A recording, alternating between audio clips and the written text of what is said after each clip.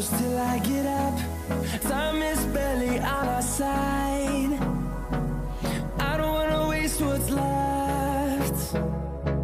The storms we chase are leading us, and love is all we'll ever trust. Yeah, no, I don't wanna waste what's left.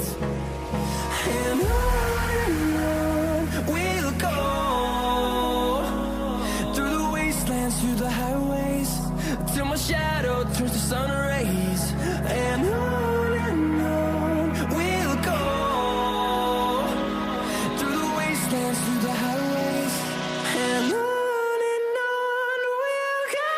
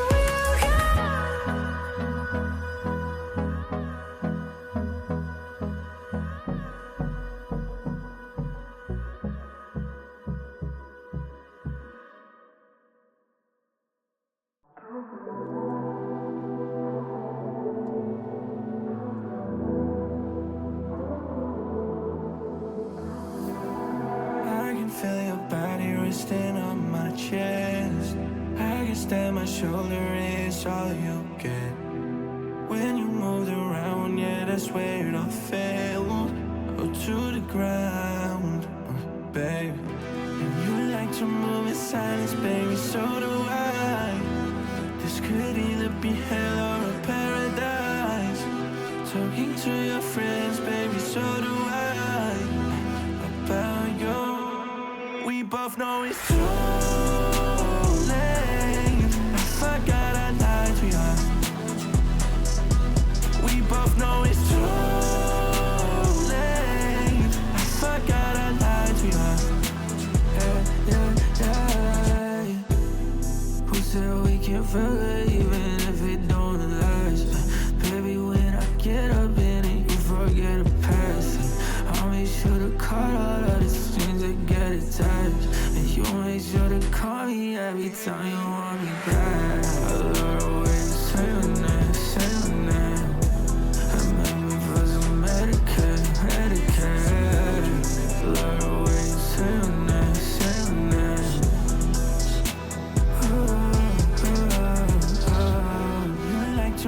Silence, baby, so do I. This could either be hell or a paradise. Talking to your friends, baby, so do I. About you, we both know it's too late. I forgot I lied to you. We both know it's too late. I forgot I lied to you. No, it's too late. I forgot to lie to you. Forgot to lie. Now we both know it's too late. I forgot to lie to you. Forgot to lie. Hello. Welcome to the Season 20 Grand Finals for Prospect. We have had 15 match days of thrills, chills, and action, and now we are left with the HG Headhunters Guild Journeymen against the Fleet Armada Pathfinders. These two teams have had 8 wins and 9 wins respectively during the season, and now they face off for all the marbles, a best of 3 tilt tonight, where we will see whether Co and company can beat back. We have Cryptic, Phobic, Ninzi, Ceremin, and Hydro on HG. Co, Decremain, Orca 81, No Hands, and Zelda on the Pathfinders.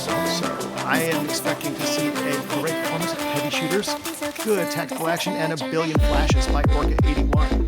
I'm Pander, one of the admins and frequent yapper. I am joined by GM of Fleet Cam and I believe Captain and IGL for HR, Ruby Wax, if I'm not mistaken. Yeah. Awesome. Yeah, two really cool people in the booth here with me. We're going to go over all the action and the way the plays as they happen. So, Cam, what do you think about tonight? I'm hoping for an absolute stomp, like nerves down and heart rate down. It's probably not going to happen. I know that. I just hope it's a good game. Ruby and I are absolutely rooting for tie game after tie game. Let's go into overtime 4. We want to see your EKG absolutely spiking. Just a real cardiac arrest moment happening looking at here. Ruby, what do you want to see? I'd love to see Fleet end up winning the series, but I know that HG has a lot of good stuff in the bag. I know that they've... Looking at the rosters, it's like, this is crazy that these two teams both made it to grand finals. Like, it's definitely one of those, like, just the brain power of those three teams going crazy. So that makes me think that there's going to be a lot of anti-strategy, a lot of smooth plays, a lot of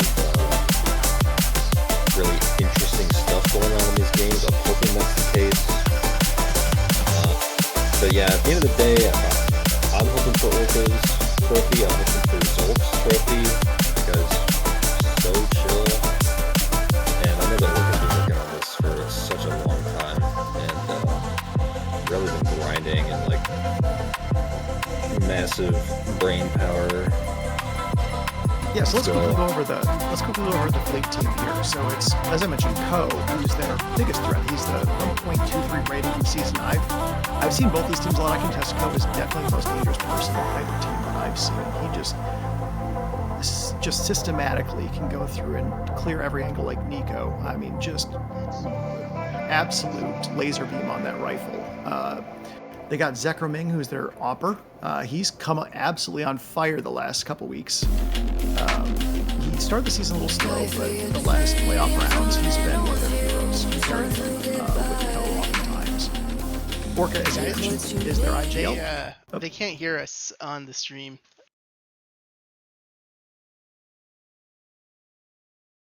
Fine. Oh, they can Apparently hear us we're- now. Are we back? As long as they can hear me, it doesn't matter if they can see me. Whatever. So they don't see my PSP. What if we actually communicated? Do they know who we are and who's facing who? They heard nothing.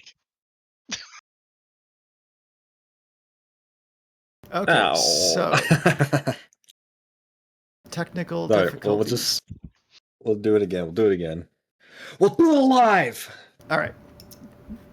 Building it back up. I am Pander, admin. I'll be yapping a lot tonight, going over the teams, telling you what's what. I am joined by Cam, the GM of FLT. He is a cool guy. He is praying for his Pathfinders to win so he doesn't have to suffer any sort of cardiac event watching them struggle or go into like triple overtime or something.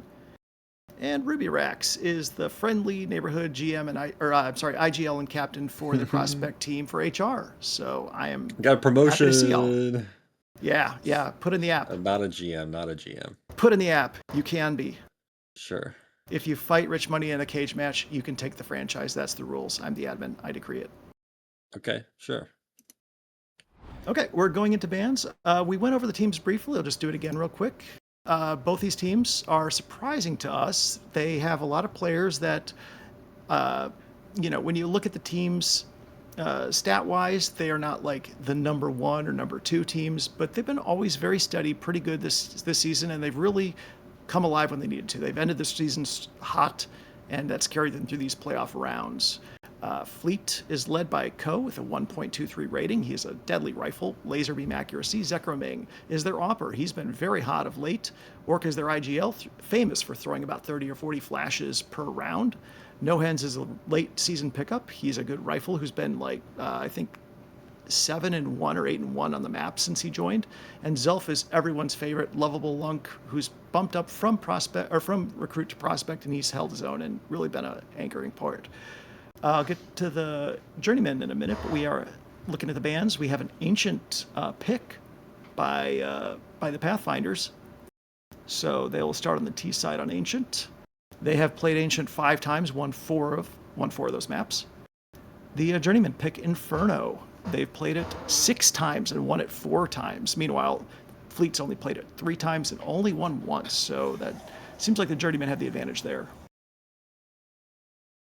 Last map goes to the decider, Mirage. Mirage is going to be an interesting pick because the Journeymen have only won once on it out of 3 tries, and the Pathfinders only won once out of it out of 2 tries.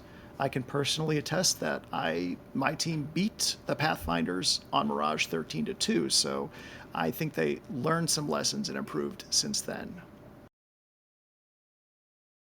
Yeah, Mirage, especially is a map that's like, in theory, everybody knows how to play that map.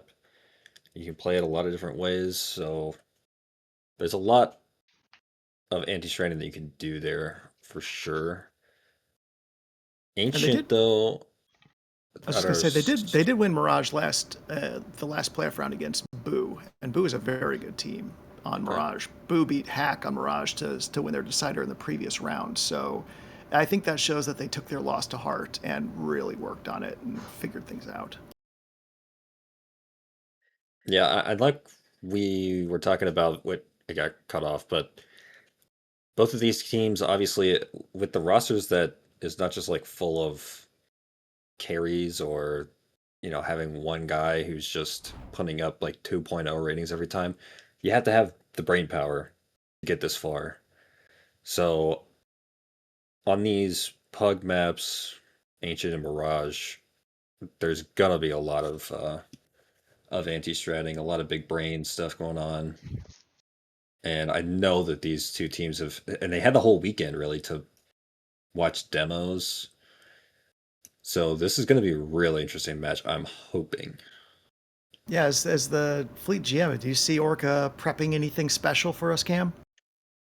I give the guys a pretty simple mandate, which was don't overthink it. I think there's a tendency when you go into playoffs or a big match or something important, you switch up your routine or your preparation, and then that actually leads you to performing worse versus what you've practiced the whole time. So I know the team didn't, they did their due diligence, but I don't think they overcooked things. So I'm kind of expecting them to play how they played all season and excited to see how they perform.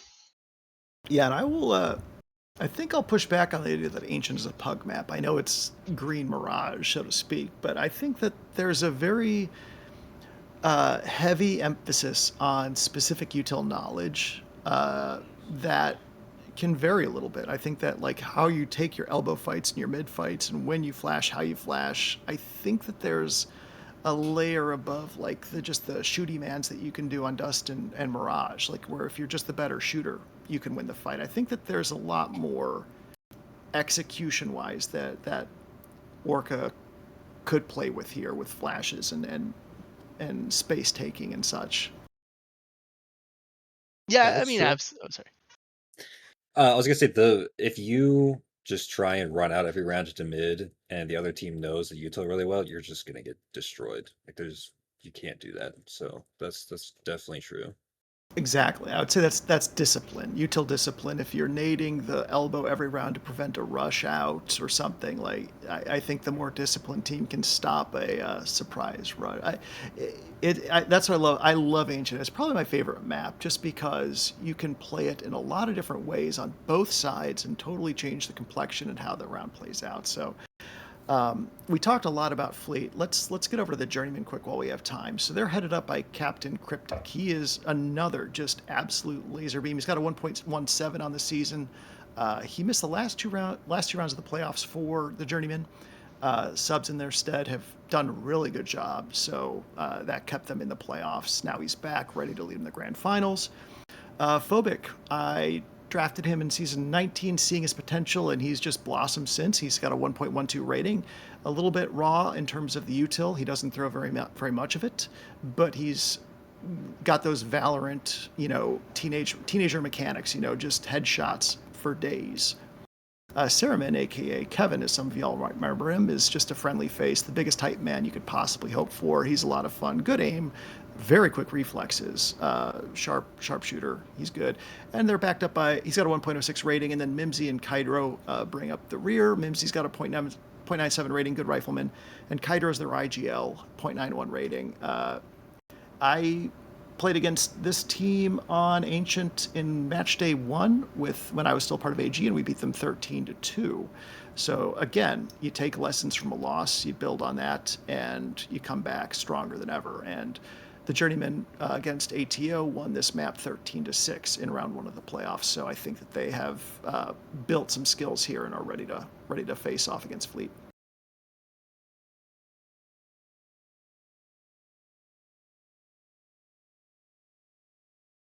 Word up. Yeah, I feel like there's some sort of law that we should have Winter in the booth as well, since we have Cam. Get both the GMs in here to yap about their teams and root for their teams. I tried to get Zim in here, my old ESA teammate and EGM for HG. He actually had a heavy hand in drafting this prospect team, I believe. So he's very excited for this matchup as well. Yeah, I know everyone on this team except I did not know Kydro very well. I think he was a recruit player last season, and he's definitely impressed me. The 9.91 rating isn't amazing until you consider that it's an IGL and he's in his first season in prospect. It's always a tough transition. Recruit is kind of all over the place. Sometimes skill-wise, you can get a few players who should be in prospect or sometimes even Tendy. But you can also get players who really don't know the game. So when you step to prospect, pretty much everyone knows how to aim. Everyone knows how to move to some degree. We're not amazing, but it still can be a learning curve. And so he's done very well. I'm very impressed, and he's doing, he's in his grand final, so clearly he's, found good footing, to lead his teams. Yeah, one of the things that I'd say about prospect versus recruit is that the the lower end of what's the phrase?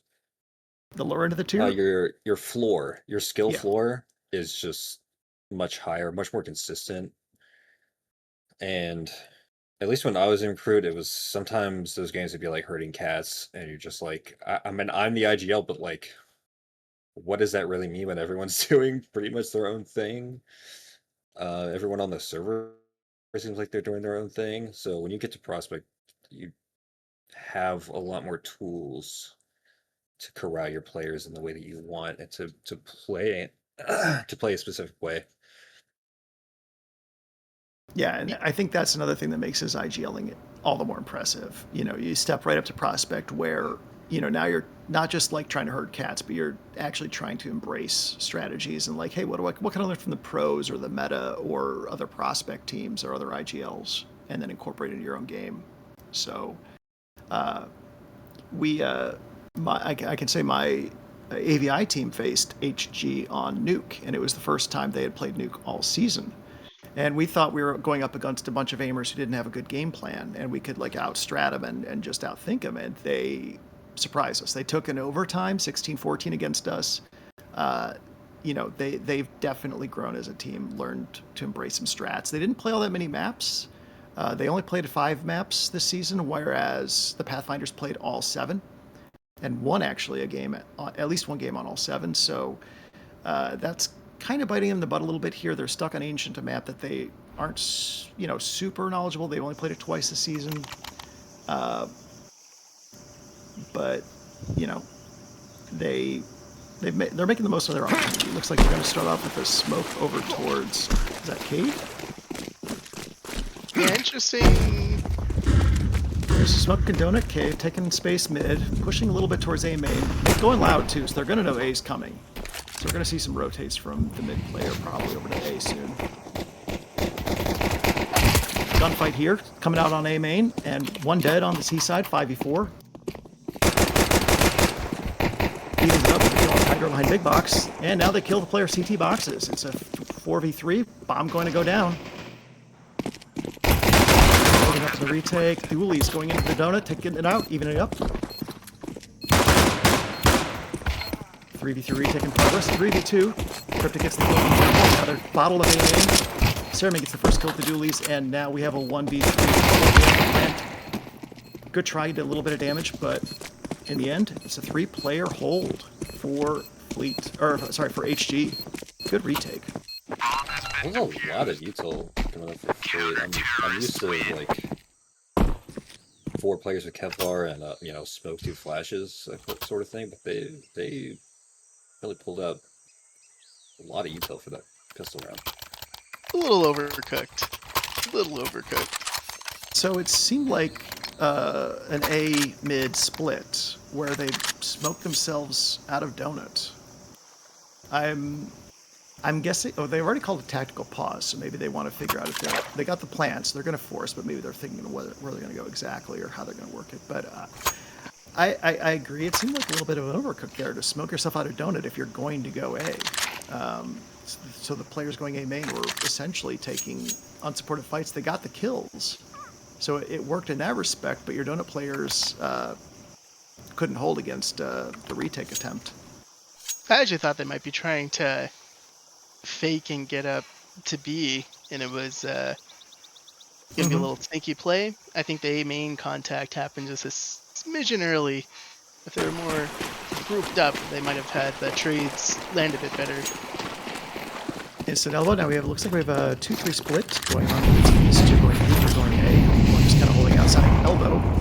We've got 3 on B for the CTs. A lot of util. Some of it hit Zelf a little bit there. He took some chip damage. Okay, the X-ray made it seem like they had each of them. Yeah, you'll get used to that. It lies a little bit. it goes fully red even, and you just take a single little point of damage. But Zulf is nearly dead now, thanks to Util entirely. And the T's took a lot of space mid, though, and they left three CTs on B, who now are frantically looking to try and join them back today. So kill by Pro over there in CT spawn. Spawned. They get him to push the smoke, he gets wiped out. And then Cereman joins him back there in CT spawn. So a little bit of carelessness on this retake effort by the CTs. Did they nameplate the guy behind default box? So see if they know. Well, at this point it's 2v4. Does it matter? Ninja opportunity. Hydra's going to try and peek out now, yeah, but they have a spread out T response here, flashing up. And the peek happens. Phobik gets one, but then he's traded out. So we have a really good bounce back round by the T side, and that will really hurt the money on HG. Maybe this works out better in the long term, you know? Get that econ flipped, and let's see if they can avoid getting eco'd this round. That is really the worst possible scenario for the CTs to win pistol lose second round. Like, it just puts you in such a financial hole. And they're forcing, so that this could be a big. It's a huge round right here, actually. Well, for the third straight round, the T's are just shading A hard. They don't want to go into the teeth of B, and it looks like it's working out pretty good because the CTs went anti-eco there, or what eco play to go down A ramp or B ramp. So smoke going down donut, and there's smoke going to A main, so they are getting a free plant now. Honestly, this is a save. With MP9s? Yeah, they should save. I'm not saying they have a chance no matter what, but it just feels like I guess they're on a double, so. Yeah, you just try again, straight up. I mean, they're gonna make it interesting. They're gonna force the T's to take the space to get out. So they get one exit kill there on Zulf. And there's still two bottle up donut, one A main. They get another Zekraming, killing Zekraming. So this is turning out to be a pretty good round for Eco. It's not a save, but it's still doing damage. All their money. They did good damage though. That's true. It was a force, not an eco. $600 for a couple of the kills. Okay, it could be worse, but that's not not what you wanted. No, they can full save now, and then they'll have a bye next round. So just bundle up together and try and find some more weak points to nab an AKers too from. But yeah, Pathfinders look like they really kind of righted the ship after maybe perhaps an overcooking first round. That second round strat I want to talk about, they really did a good B fake there to hold 3 players B while they did the A exec. Yeah, you're going to see a lot of that from Orca. Orca is a big fan of putting pressure on one end of the map and trying to get a quick kill by Kydro after to trade out everybody there after a peak A main. Okay. And over in B, we missed it, but they just got wiped out by the CTs. I don't even know what happened there, but my goodness, that's a reversal of fortune that the Ts did not want. Fleet cannot afford to lose a whole lot of money here because it's going to be a tough buy. Like they'll full buy next round, but it's going to be tough if they lose this one. They know the double up. They shouldn't have the info on the double up A main. Yeah, they cleared out. Yeah, they cleared out Donut, cleared out Temple. Free kill on Noans. Comes left dangerous, gets the backstab, but up against 2 we can't hold. A little too far. Phobik and Cereman hold the line, and they get their second round to tie it up. That's about as bad as it could have gone for Fleet.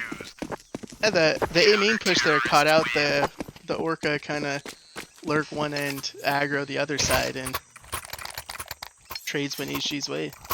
I think getting the kill and then getting traded out after doing some damage A side wasn't bad for Fleet. Like, it's not great, but it's not the end of the world. But whatever happened in B, like, it seems like they had 2 players who were trying to cover too many angles, perhaps, and got flanked. They probably needed to shade a few more people, maybe a 3 over a B and 2A instead of vice versa. I think they just committed too hard to that. It's like, I've seen that happen. Hard to B now. They're doing a boost play, perhaps with Zekro on the op to try and peek out long B. Cereman has good control over Jag. The CTs control mid, and the Bs are now, or the CTs are, sorry, Bs now trying to take space highway. Ceremate's got in Cave, so that'll give good control over Cave and B-site to the T's. They're going to move up ramp and Cave at the same time. And I think that's going to be their site unless Phobic can have a magical hold right here. I forgot to mention this earlier, but I played HG in a few scrims before playoffs. Phobic with 2 headshots with AK to get a couple to bring it back into the realm of possibility to tell the site. Phobic is very dangerous with those headshots. He has those Valorant skills that just make him lock onto heads just like magic. I wish I could do that, but I'm old and crippled. Good shot as the smoke fades. Almost gets Zekro. So now we have Op versus AK. Zekro probably wasn't expecting Cryptic swap over to the AK, and he gets the wide swing and kill. That's huge brain. I mean, not necessarily huge brain to switch to the AK, but I mean, the play that needed to be made right there. Yeah, Cryptic is so good with the AK as well as the op. Like, I think he's as good a rifler as he is a sniper. So yeah, that makes sense there. Gives you mobility, and he knew Zekro had an op, so wide swing, get the kill. Mm-hmm. And sorry, I was saying earlier that my HR team played HG on this map before playoffs, and it was basically like both of us dominated on our team. So that's what HG is trying to do. Push through Jack and Cave. It's work out pretty good here. Almost gets stopped up there. A little bit of a toilet clogging there in Cave. Works out for AG though. They get the peek out. Whimsy is holding the line though. Gets 2 quick kills. Cryptic gets a third. And now it's a 2 versus 3 after plant. Kaido gets the kill in Cave, and Ko gets an equalizer, but then Mimsy cleans it up. Mimsy with 3 kills in the round. Good hold on B for him. That's pretty worth on the side of Fleet. I think, yeah, no, absolutely. They get the first 2 kills with Tech-9s, and it sounded like a 5.7. I guess, I don't know what it was, but it wasn't a Glock or a... 250. Oh, 250. Okay, that makes sense. Yeah. Yeah, 250 and a Tech-9 combining for 2 kills. That's a hell of a value. They almost got just murdered by getting bottled up and bumping into one another there at the bottleneck. But they get the kill because I forgot who it was. It was Orca, Cereman and Cave, I think, ran out of ammo. But Mimsy there and Short B held the line. That's what you really got to do when you have them. Good nade, did a lot of damage down the ramp. Zekro turned his back, got sideswiped, and the CT's just mopping up this lead. That was a full buy. That was a full buy. That just got 5-0'd. Yeah, Phobic has closed the door on B. Like, I think they could have went okay, but they were so spread out coming into those initial fights. Like, they had one guy all the way out on site, and there were still 2 barely up ramp, and there were no trades on that. Yeah, just a speedy B play where nobody seemed super confident in where they were covering, and they didn't have good mid containment. So they got flanked from mid, they got a jump up, they didn't have good cave control, and a lot of util was raining down on them at the bottom of the ramp there as well. So it went about as bad as you could have hoped for. So HG's taking a 5-2 lead. A little bit of a reset here. Pauses for the Tech-9s coming out mid. Mimsy again gets a trade, but now it's still 3v2. Nice, but Kydro is holding the line there at Donut. He gets back after the first kill. Good defensive position. Gets Orca coming out A main, gets traded by No Ends. So now we got a 1v2 with No Ends versus Phobic and Cereman coming back from B site.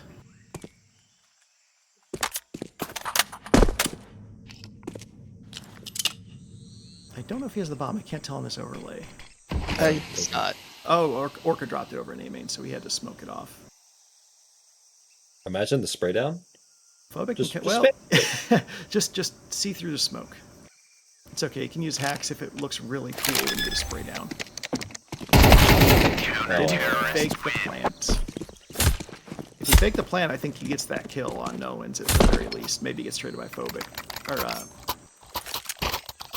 yeah, tough to know how the CTs are rotating there, if they're doubled up donut or already in the smoke. Yeah, I didn't check time either. He might have been running lower on time, but... Yep, good 1 versus 2 attempt, but now we're at 6-2. They get a full buy again with a little bit of util, not as much as you would really want to do some full execs, but... Imagine if they had taken those mid fights and had real guns, gotten that clean entry.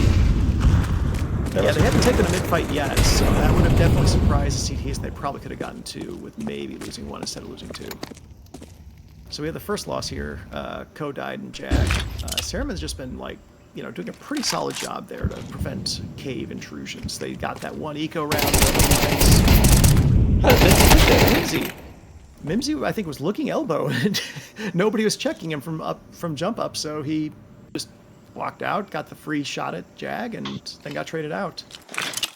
3v4, Fleet's trying to find somewhere to go in. CTs are not giving a whole lot. Did Kydra learn this from... Well, it's got to be Zim showing him how to look for shadows. That was Cryptic. So now it's 2 players in A versus Donut and Main A. Cryptic gets the second, and now it's just the 1 player left. Zekraming with the AWP gets the kill on Kydro. It still seems like a rather large hill to climb here for Zekraming. I think I saw PR doing that. Like spotting the shadow and holding a...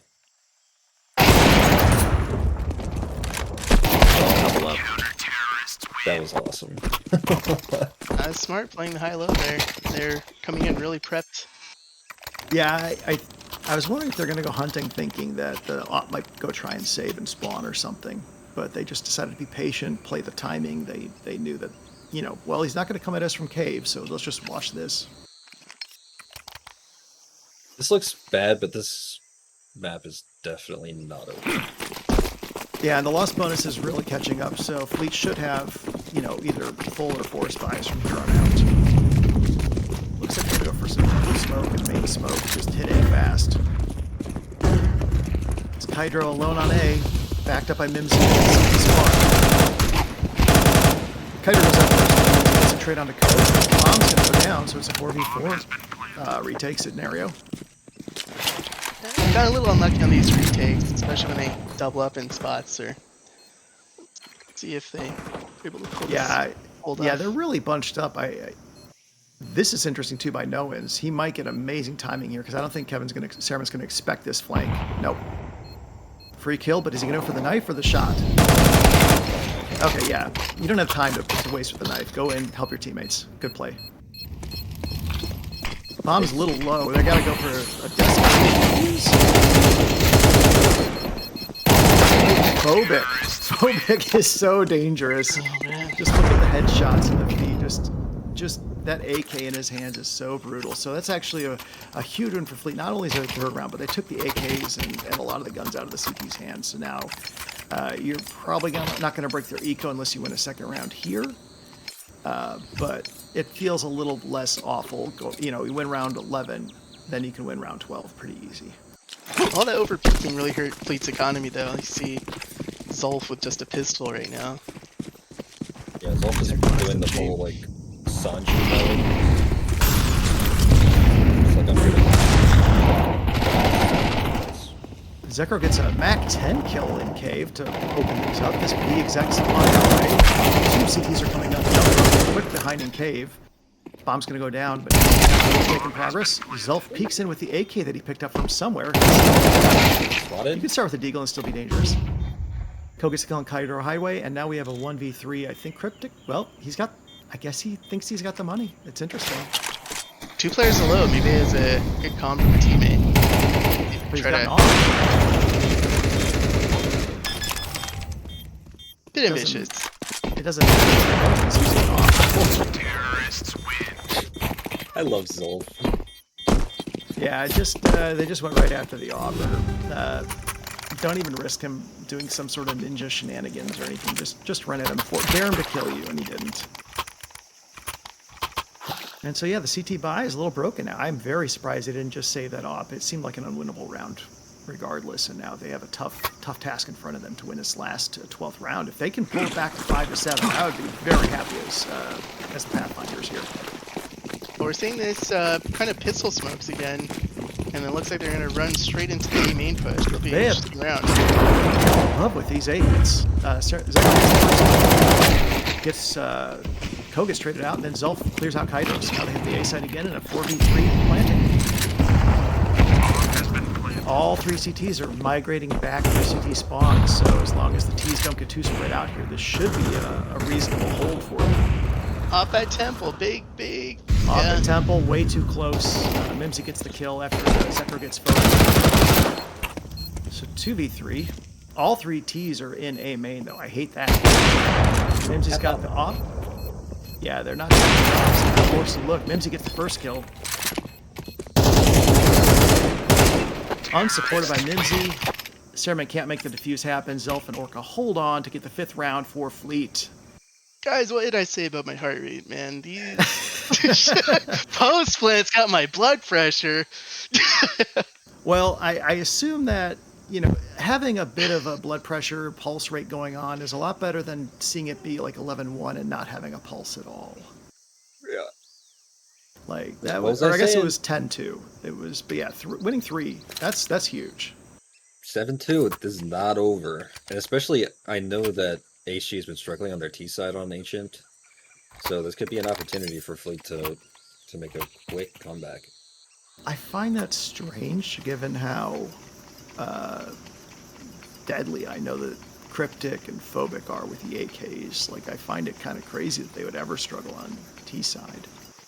I think the way that we ended up playing was like playing really passive, and they just ended up walking into us. Like, they tried to take more space than they had the appetite for, and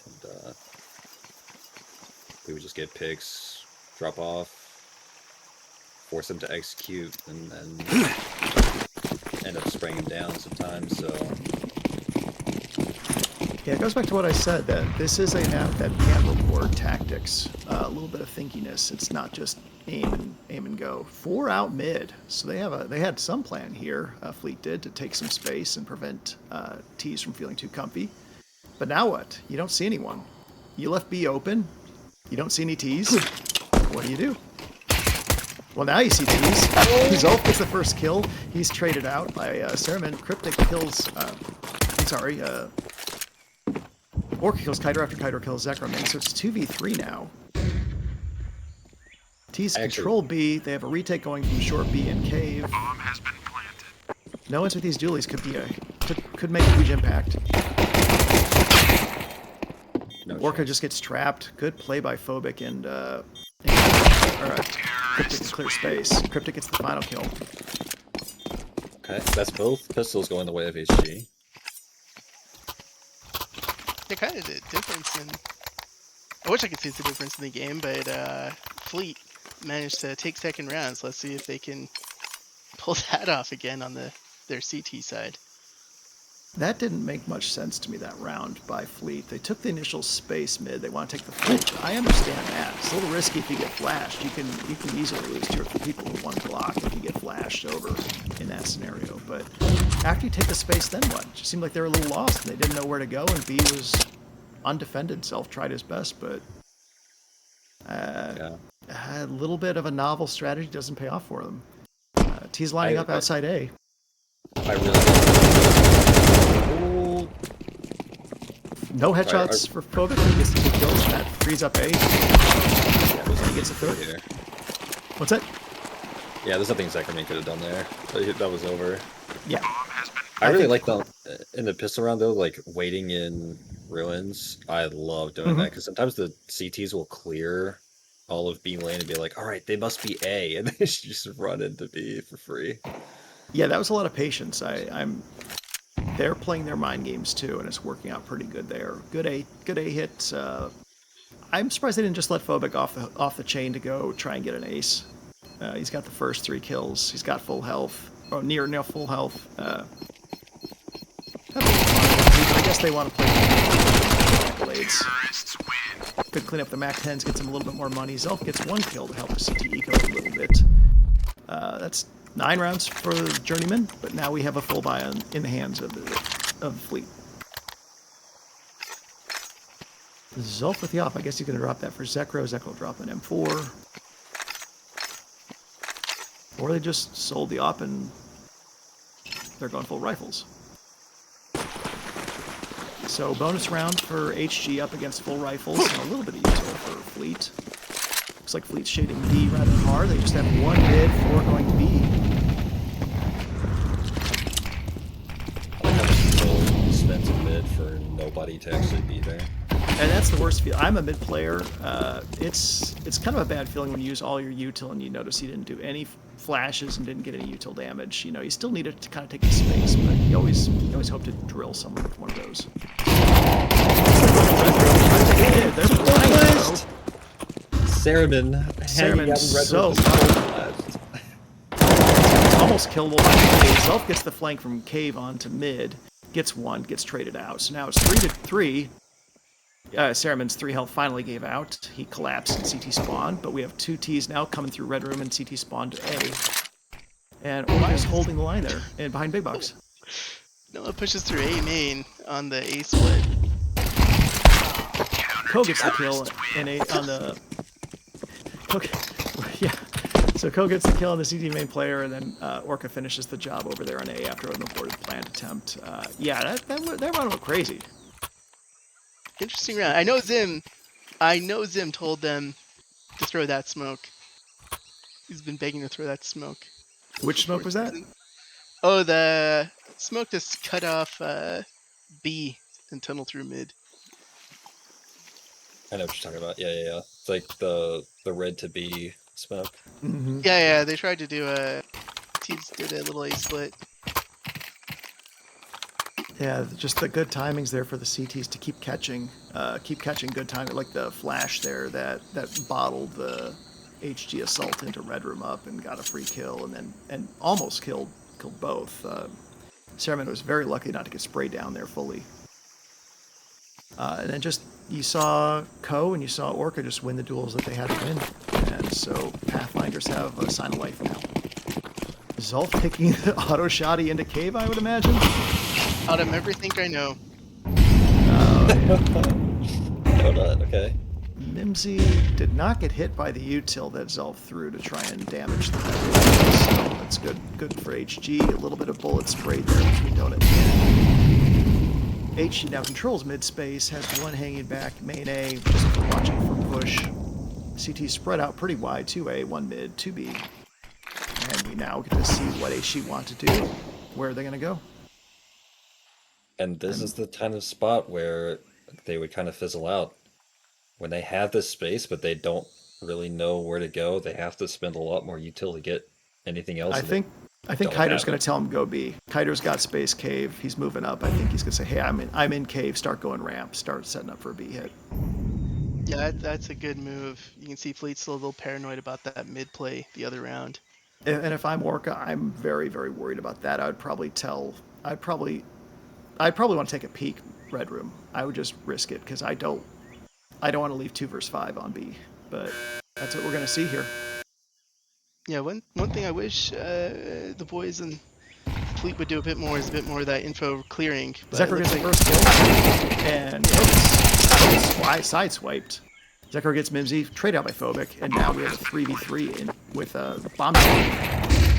Cryptic, what a shot on a running Orca. The flash didn't land this time, and he gets a second kill. That's free kill. Almost gets Zelf. Would have killed him with a leg shot. Dinked. Oh my god. Couldn't find an angle though. Traded. Phobic cleared him. And that's 10 rounds for HG. Yeah, there's not much you can do as a CT when you're backed up all the way to long and short, like the back side of long and short, and 5 people start rushing at you. There's not a whole lot you can do. You get swung from multiple angles. I mean, in theory, what you would do there is nade them, but I don't think they had those. They used them all early. They used their util to establish position, but then they didn't have position. Looks like a CP rush out mid, and HE's going to be patient. This is going to work out really well for HE if they have the patience.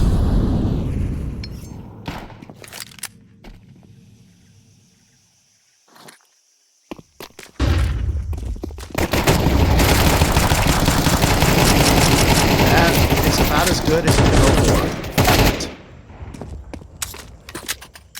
Kiter saved them with that flank from jump up, but boy, I just was talking about patience, and then HG just ran out like idiots. This is very cool. Oh, an eco from Fleet.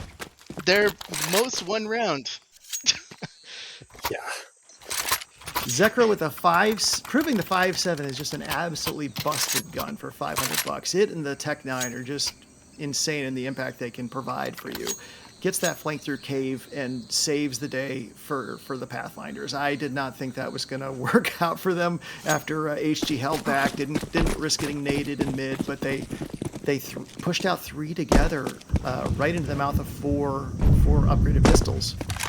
It's And they paid like disgusting how many times these guys will win rounds like that.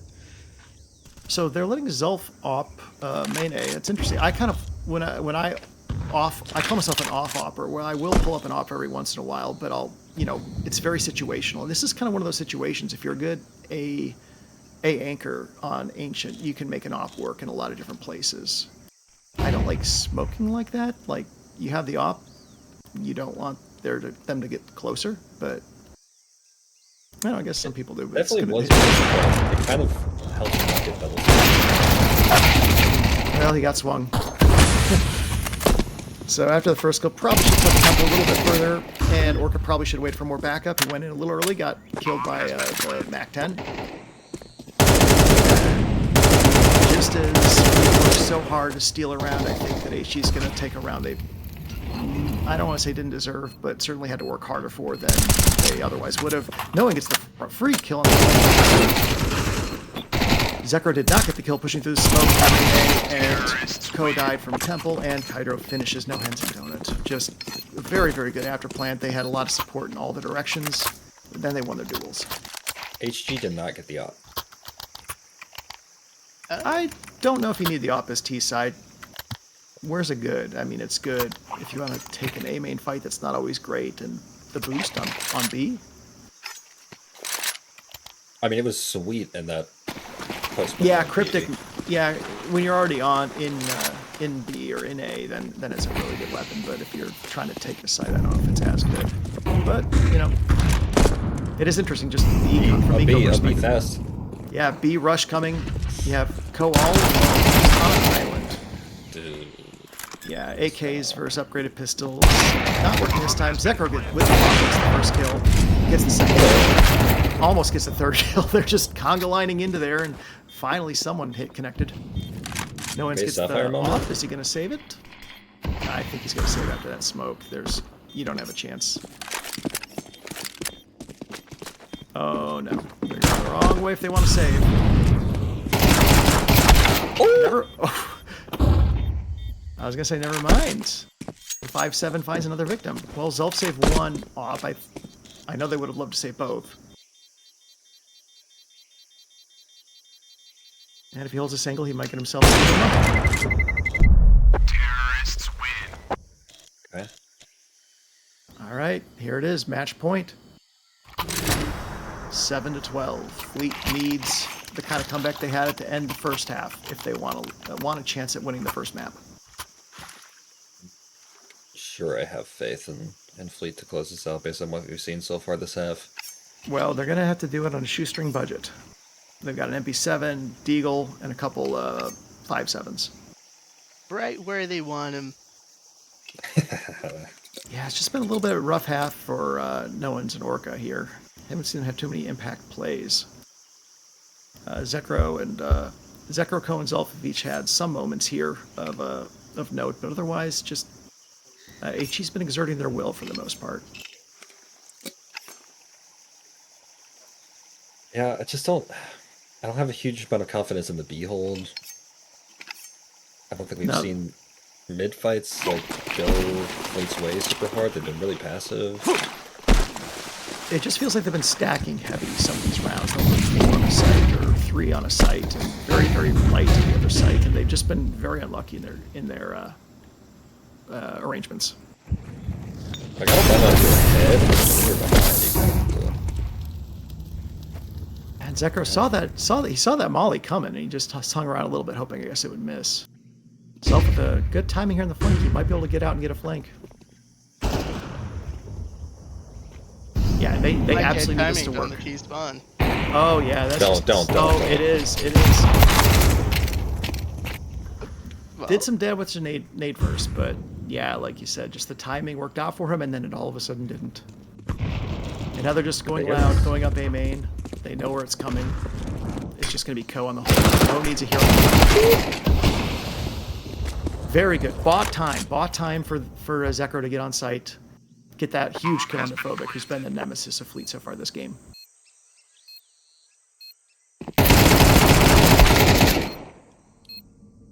Really good try by Noens there. Almost had the angle to wall, though blocked his bullets there. Mimsy wide swung. Seemed like he would have an easy kill, but Noens did a lot of damage. Now just need Orca to get that kill. Get the kill right here. And he does. Okay. Alive. Breathing. Ooh. Right where we wanted him. Right where we wanted him. Yeah, I don't know where that went wrong for HG. It seemed like they had a huge advantage there. But they just fell in quick order there. That was a great hold by just Ko bought enough time, got that first kill really quick, and then forced Phobic to stop to shoot him. And that gave Zekro time to line up the op shot. So good A hold. Let's see where it goes here. They still don't have a full buy with that Famis in tow, but they're up against a pistol buy, so if they can't hold on here, yeah, they're coming fast now too. They're not in good. He still gets a hit. Does a lot of damage to the pistol too. He's got an assisted kill. Zekro's got an assisted kill on everyone except for that Mimsy play there. Great round by Zekro. I thought he was in the wrong position there, too close to the op, but pulled out his gun just in time to get those kills and did a lot of damage to his util too. Orca just ran up to the guy, to the bomb planter, barrel stuffed him, and did not get traded. That's a little crazy, but you know what? We take those. Sometimes when you have pistols and you're just going for the bomb plant, just a quick rush, you can get a little tunnel visioned and miss, trading, teammate and stuff like that. You just think, I have one job, and that's to get on site, shoot people right in front of you and get the bomb down. First time. Yeah, this is definitely the best play we've seen from Fleet. And it came at a good time too, because HG was taking mid. So now Fleet has a 3v2 advantage. Dangerous map for 3v2 because 2 players could hit 1 player pretty much anywhere. Could just tuck. Yeah, we're playing as. Yep, let Zekro get the kill on Kaido, and Zelf gets the flank onto Cryptic over there in Elbow. So, very impressive round. They're up against another light buy here from HG. It could just be another eco if they want to play for last. See if my Etsy witch came through at halftime. Hey man, I love Etsy. Etsy witches in this economy. So HG's calling their tac pause. They're going to try and, Tech 9s, they're going to rush somewhere. HG was so unprepared for any kind of mid aggression. That player running into cave just got owned. Had no preparation. This is the kind of game the boys at Fleet like on Pathfinders. They're brawly. They believe they can win every round, no matter what buy they have. So games tend to be a bit of a grind because they will buy aggressively, as we saw in the first half. So glad they're making a game of it. If I'm HG here, I think you don't overthink it on the last round and you test that B hold again, because what are the odds they stack it? They're not listening to you. They're going A. They're rushing. Oh, next round. This round, this is just try to get the bomb down and get a hold. All of them, that's gonna hurt. So some good util damage. No one's backing him up. These are some free eco kills. Nom nom nom nom nom. Mimsy's gonna run into temple to go die somewhere holy. Great, Mimsy. Gets the kill on the Oh, go. boys, Good, why do we stop good trading? reflexes. I mean, with a 1v4, it's hard to keep the 4. Orca eventually gets the kill onto the swinging Mimsy, and that clears it up. We are into the last round of the second half. My favorite tradition, though, is closing out a game, rushing B like an idiot. Oh. You want them to rush B here like an idiot? Just 5-man right up B ramp? Yep. Well, maybe not Okay. exactly like that, but maybe No, take like, split through do it. Jag and up B ramp. All right, well, Good they're not. flashes, They're good getting Well, they're leading. not. They're going mid. There is no util mid. That is disgraceful. I really expected more from Fleet than that. They just completely ceded all the space mid with no fight. Why even throw that molly if you're not going to back it up with any HEs? You have the money too. That's crazy. So HG has really good positioning up mid now. They've got one pushing at the Jag entrance and one just watching for A aggression, which Zulf has pushed often, so it makes sense. Kydro though strays into Zekro's crosshair. Good position from Zekro there and Jag to punish anyone trying to slow peek. And a nade. Well, they took a lot of space, They right? did. But they didn't have other map control, so they're kind of just stuck in mid without a real path into a bomb site. They're gonna have to go through a choke point. That was mentioned as a weakness of HG, but now they're going to go into Donut and see what they got. There's an ops station at Brokey though, peeking at a Donut. See if they expect the We go see what double A Zulf's doing. Zulf's gonna have a shot. He takes it. He gets empty. Almost gets a second. They have got to be freaking out there in Donuts. Pushing up. Zulf gets cryptic. This is disastrous for HG. They are just giving themselves up with these slow peaks. Zulf, I can't believe he hit that first shot. That looked, It looked like it was late. yeah, it looked like the guy just passed over straight up. Yeah, I CS2. What you see is what you get. Amazing finish for Pathfinders. 7-12 they were down, and they won the last 5 rounds there in convincing fashion too. I don't think any of those rounds were particularly close. We didn't have any I don't think there were any like clutches. I don't know if we had any clutches this entire game. I don't remember very many, but they went from looking helpless to looking very dominant here on the CT side. If they can continue this might be a very scary overtime for HG. Only clutch I can remember is the Zekroming 1v2. I guess Zekroming won. Yeah, you're right. Zekroming got the 2.57s. In that It amazing. didn't feel like a clutch because that was like kind of while stuff was still happening. It wasn't like We got Here a comes the that. exact. A little bit of a late case. Only a legging there on Kydro. Kydro's going to push the advantage. Gets the kill with Saruman there on Zekroming. That's just bad luck there. Bad luck there for Fleet. Zekro hits the guy, but only legs, and then gets traded out. Well, gets cleared out. Bomb going down. It's a 4v4 retake. We don't see too many of those on Oh Jesus! I can't chance it. Yeah, there's no reason not to. The question is how they'll chance it. I think Orca doesn't have any flashes. Zulf does. I would imagine Zulf probably wants to drop flashes to Orca. Yep, there we go. But Orca didn't grab it. Get it. He's thinking about his rifle, which he probably should. They need to move in on time here. Oh, gets killed. Orca gets another kill on Mimsy. Gets hit in the head. Kydro out there both. Spray is not landing for Kydro. Wow. Okay, moment. The team kill. This is all tactical, well-drilled retaking, right? Like, Yeah. I don't know how Fleet Mr. Magoo their way back into that retake attempt, but it worked out perfectly. They walked through random smokes, got kills every time, got hit in the head and lived, and then Kydro just needed a little bit better spray and they win that round. But the AK, he just lost the spray. He didn't handle the recoil. And I identify with that so much. I hate when the AK is dancing. When I'm So they're going for the boost here. I tell my Boost players, Zekro wins the boost versus the B player. yeah, I gotta flash the opera off when you. I tell my players, Shoot me in the head with the USP while we're retaking. I mean, told it's that, good you luck. know? It's good luck.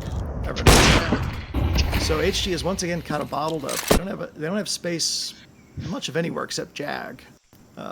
Just kind of holding against CT aggression that's not coming. CTs have been pretty, except when they get desperate, then they'll push. But otherwise, Fleet's been pretty stagnant. They'll stay back and wait. HG's down to 1 smoke. Well, they're rotating off of that flash into Jag. That was a good bait. Shift to the rotate. Yeah, but Soft Kaido's. I think you got to watch Kaido if you want to know where they're going to go. Where Kaido goes, he's going to tell his men to follow. So they're going into Red Room, and from there they'll probably try and but they've run right into the trap. Nohin's holding the line very well. He's going to run back and let B players take the defense for him. And Sermon is now in mid. He's got 3 different angles. Orca and Ko get the kill there on Mimsy. Sermon gets the trade finally on no ends. That's a trade long in the making. But now he's up against 3 CTs watching. Gets the first, can't get the second. And that's the second overtime round going to Fleet. Okay, when you're down to 2 players, the first 2 get mowed down in red, and you just keep shift walking into red? Yeah, What are we doing? I think you called it out. They're not just grouping and execing once they've got the rotation they want. I mean, the good fundamentals to stay packed, but because they're just going through narrow choke points, they're kind of getting mowed down in those mid-round contact plays. Yeah, and no one's took a. I don't know if it's an off angle necessarily, but just had a good angle to defend with a M4 against AKs, and it just seemed like the brains on HG short-circuited and thinking, how do we counter this? Like, they just use all their smokes in the first, 30 seconds to get Space that they don't know how to use. Yeah, they're out of. I think Mimsy and Sermon have smokes. They're not out yet, but they need to save them to plan. It looks like they just used another one to block off highway. So they are doing an A exec. It is coming in now. So Ko's going to run over and join him. So it'll be 3-on-5 Fleet's defense.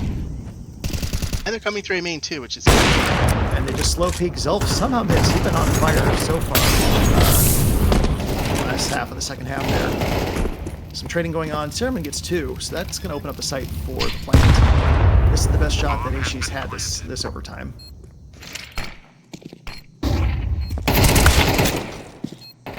That's unfortunate. They had the flash there. It worked enough. Orca was just a little bit late on the swing. Zelf trades him out though with the op trade, swaps back to the M4. Now he's got to figure out, how do I kill 3 Ts?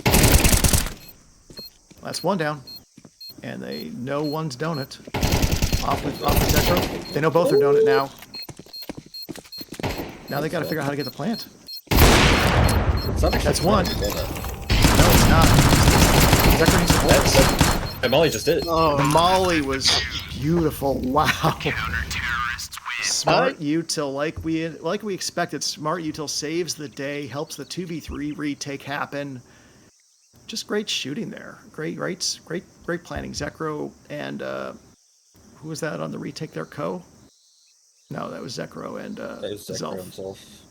Yeah, that was just really well timed. They just worked together, and the T's just 1 T on site, the 2 hiding back. Like, no, if you're gonna hide back, hide back. If you're gonna stay on site, stay on site. Like, just spread it themselves out a little bit there, and that gave Fleet the inroad they need to make that retake happen. All right, folks. Phobic's raging. Phobic rage quit. He actually hasn't had a kill in at least 9 rounds. He was 20-10, and then he was 21-11, and he has been stuck on 21 kills ever since. So he has been absolutely ice cold as a terrorist. So maybe getting back to the CT side will warm him back up.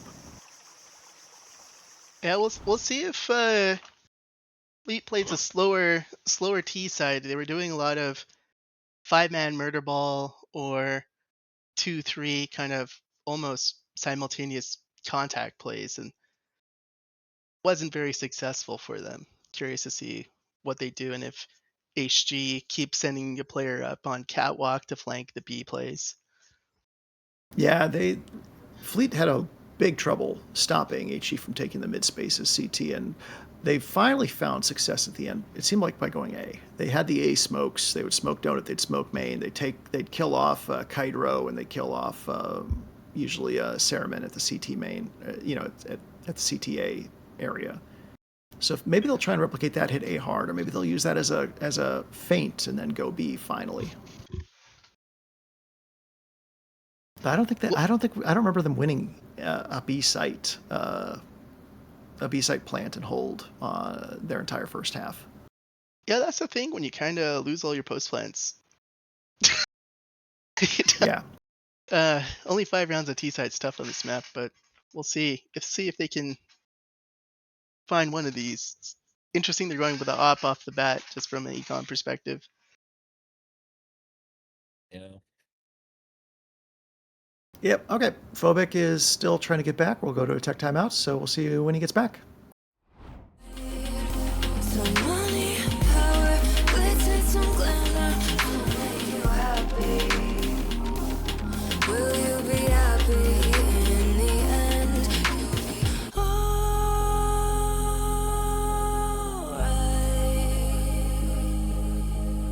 alright.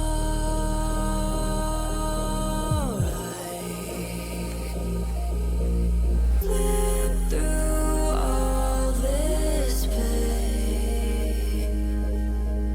breaking out this place.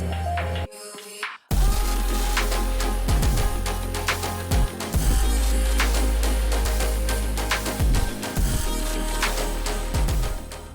Welcome back, guys. We were missing Phobic for a little bit, but he is back now. We are watching Prospect Grand Final between HG. This is a barn burner, which is exactly what we wanted. We said we were going to kill Cam at the start of the stream, and we meant it. Zekro gets the opener on Cryptic. That's very good in the first half. The first half that was always Kydro over there, and they put Cryptic Cryptic over there thinking that would be the counter, but Zekro with the off has a surprise counter of his own. Amazing peek for a good kill. Gets Cereman. Kydro gets the flank Kydro gets flanked by Ko out in mid. And now we have a 2v5 retake in progress with Phobic and Mimsy needing to work a miracle if they want to keep this map alive for HG. That shot from Zek. First kill on Zelf happened relatively easily. Now everyone else is hidden back a little bit, and Ko gets a flank mid. That was the game. Zekro hits the shot, just straight up wins the op duel, wins the game. Yeah, That's crazy. They put a lot of faith in Cryptic holding A by himself, and that was just a brilliant, unexpected play to crouch peek with the op on big box. Caught Cryptic's elbow, just elbow knee hanging out, and got the kill. After that, you just can't hold against AKs and an op pouring out. And then Ko had 3 kills on a late flank through mid. All right, it might have been jump up. I don't know if he went from highway down or if he went from elbow up, but either way, he was in mid and he just flanked 3 different CTs to close it out. Although it was unlikely that retake was going to happen. The fleet team just had too strong a positioning on A, so they earned the map win. They chose Ancient, they like Ancient, and they won Ancient. That, I don't want to say anything's dire for HG. There's still a lot of CS left to play, and they have their map pick coming up next. But I think they've got to be a little bit demoralized that they had a 12-7 lead and couldn't close it out. Yeah, that's very tough. This is the part where you find out how good their mental is. Yeah, and you don't get this far in playoffs without having some games like that, without having some situations where you think, we had that, we threw it away, and we have to reset now and win this map. Yeah. What are you saying, Cam? It's a hard position to be in, having played a lot of ESCA and CSC. The thing they have going in their favor, even though it's going to be T-side Inferno, is that this is their map pick and a map that they feel the most confident in, and that's how they're going to have to reset here. Yeah, they played at each of the last 2 playoff rounds. They beat the Cedar Creek Creeps 13-10 on Inferno. Phobic dropped a lot of kills that map, and they beat Nan on it 13-7 on Thursday. So, yeah, like you're saying, they clearly like Inferno, which is an interesting dynamic to me, because I see these players. I remember coaching Phobic, and I just think, these guys are aimers. They have just so much headshot and just wipeout capabilities. You'd think they'd want to be on Dust 2 every single round, or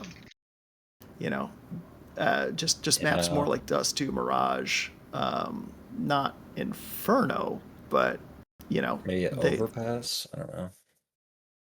I think Overpass is wonky enough, with the rotates. The rotate math is its own thing, and that's the rotate math here on Inferno is simple. It's you gamble A or you gamble B. You make one decision. It's not, do we go through connector? Do we go a long flank? Do we stack bathroom? Do we fake A and go B? You don't have to do that math. You're just thinking, do I run the rotate player back to B, or do I keep him over at A, or do I just have him start B and stay B? It is a little bit simpler, but in the end, it's going to come down to, we saw their executions on the T side lacking there towards the last half of the second half and in overtime. And, this is another map where you need a plan on T side if you want to win rounds. So I'm curious to see what they'll do different here. What'll they do to win rounds as terrorists? And the key is banana. If you're a T side that has really good banana util, you're able to dodge the HEs and the mollies. You're able to get that opening kill. That it makes or breaks the whole map for you, really. So that's just my opinion of it. I know you can have late banana retake or late banana takes and have some really solid A hits and just kind of convince the CTs that you're at least close enough banana, but I don't know. My usual play with Inferno is you want to do something A. You want to make some magic happen A. Either get a kill in apartments, get a kill brackets, or at least just use util and put pressure on them, make them do something, make them uncomfortable. And that should open up the B side enough so that if you have 3 or 4 B, you can then just swarm them, take the site, and then you have an easy, relatively easy after plan compared to a lot of other maps. So I think it's gonna be interesting to see who HE puts in apps to kind of create that pressure on CTs to force them to be honest. Yeah, there's a few. There's the ledge there. The heck? Sorry, didn't mean to interrupt you. No. There's another boost you can do too onto a little brick basically to get up there as well. But I mean, it's one of those things. Why bother versus the normal path? Yeah. I'm trying to think. So a big problem that they had in Ancient is they get mid space, they get B lane, and then they just go, okay, well, what util do they have left? Nothing, actually. Mm-hmm. We have no util. How are we going to hold this in the post plant? I don't know, just shoot them? Yeah, and this is a map, you're right, like Ancient, you could throw all your util in the first 20 seconds pretty easily, taking banana and then just Fnatic smoke mid and doing stuff. Yeah, doing stuff brackets. So yeah, like you're saying, they'll need to show some big brain play and some patience with their util. The good thing about B site is that if you only have one smoke, you can make that work.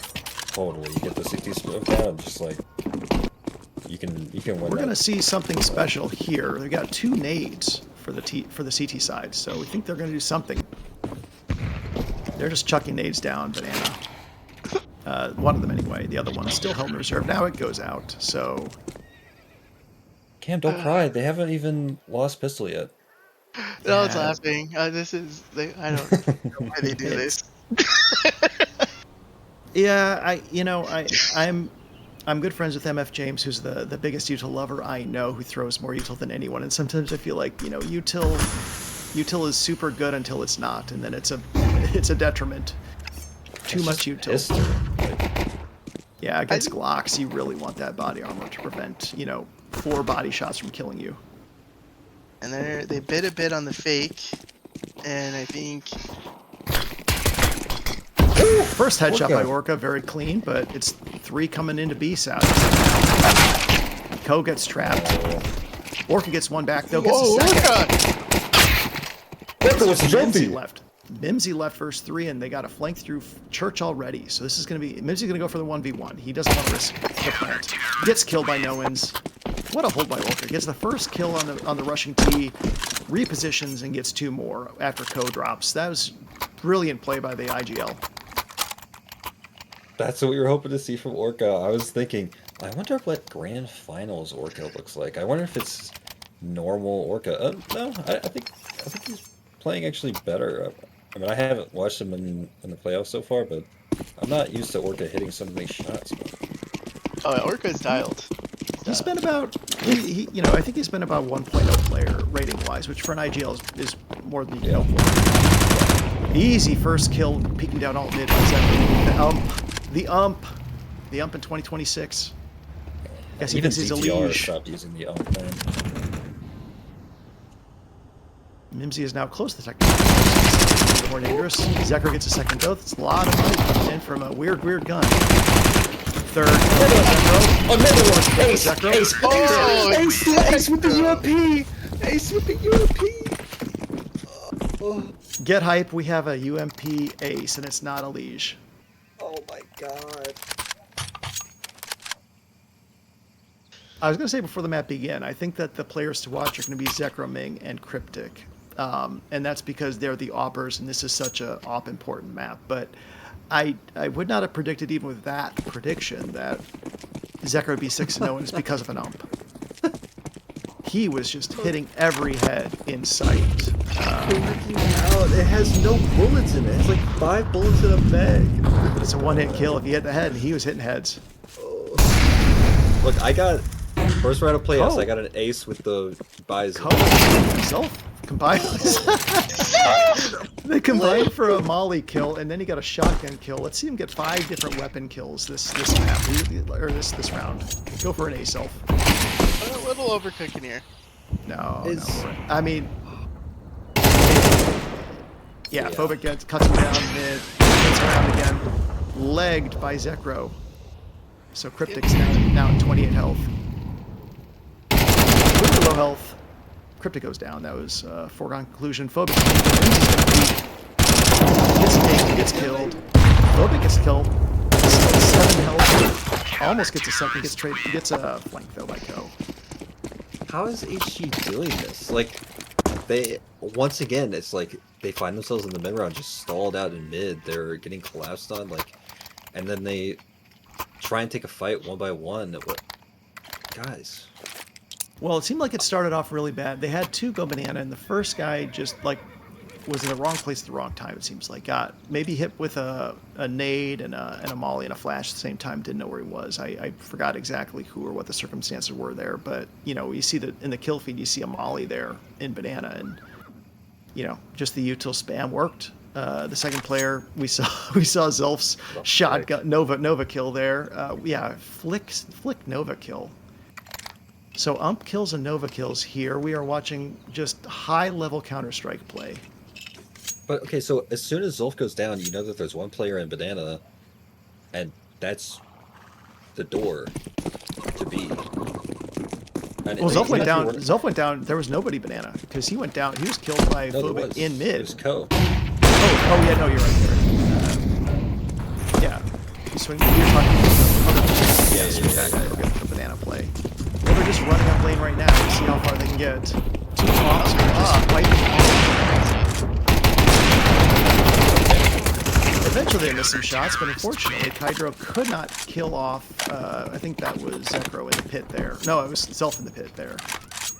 So Zelf and Zekro combined their ops on A and just shut down a lane hit. That's I find that weird that you have Tech 9s against 2 ops and you can't get a single kill like during the reloads.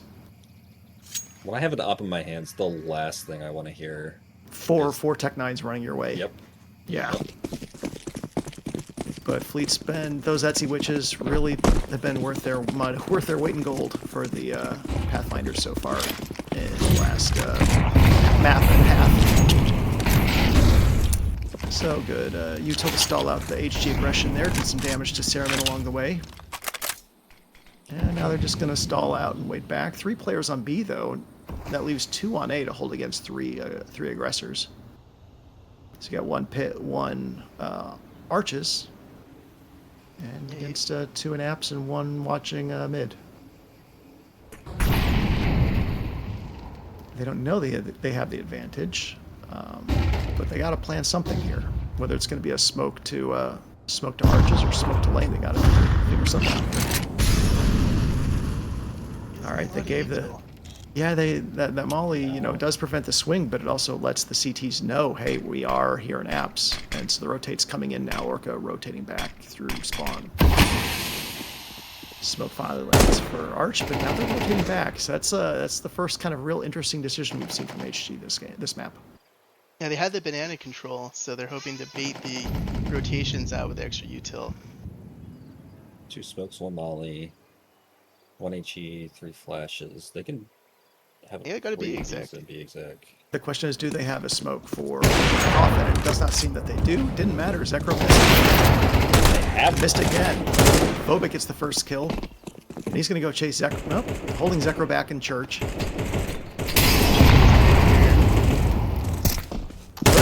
Really hard half. He's not only got kills, but both times it's been B when they hit B. He just hasn't been able to find any kills.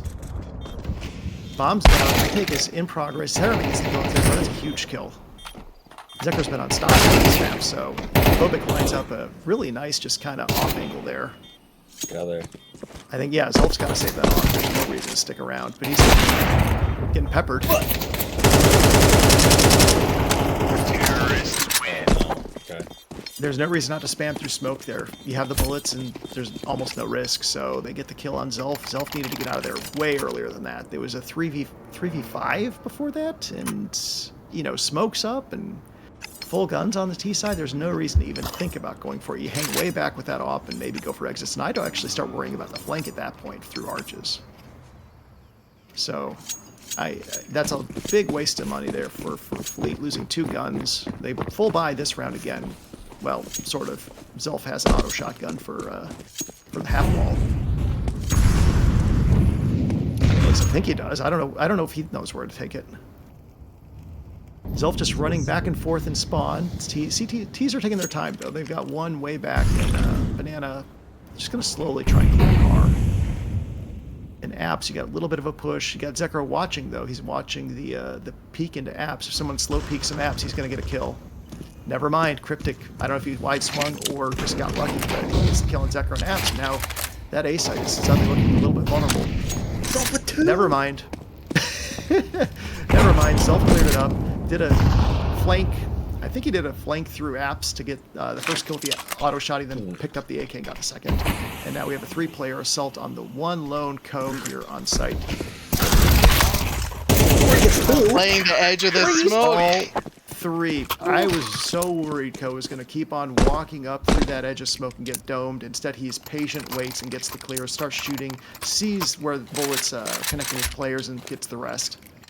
I forget who that was, but their crosser was in the perfect spot to just dome Co as soon as he crossed, and they looked away at the perfect time. That was what is this? 100%. I thought they were gonna get the headshot right there on Co, and Co stopped, and the player looked towards sight, and that was it. So Co, who was kind of cold, came in huge, held a 1-3 on the site just when they needed him to, and now it's a 5-1 lead for Fleet.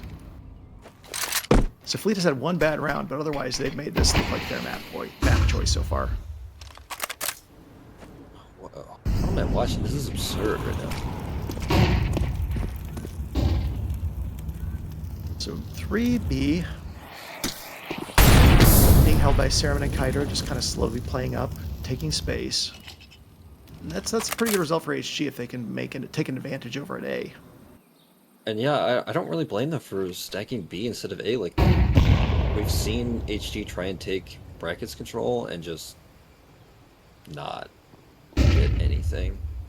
Well, Cryptic had a great kill. Had a great kill on Zekro last round. They couldn't capitalize. This time Mimsy tries to go for the peak, and that's What exactly what Zekra's putting? T's at brackets though. This is still a good position for them. They're down 4-5, but when you have bracket control, more options open up for you. Except they're giving it back up, I guess, to Smoke Moto. I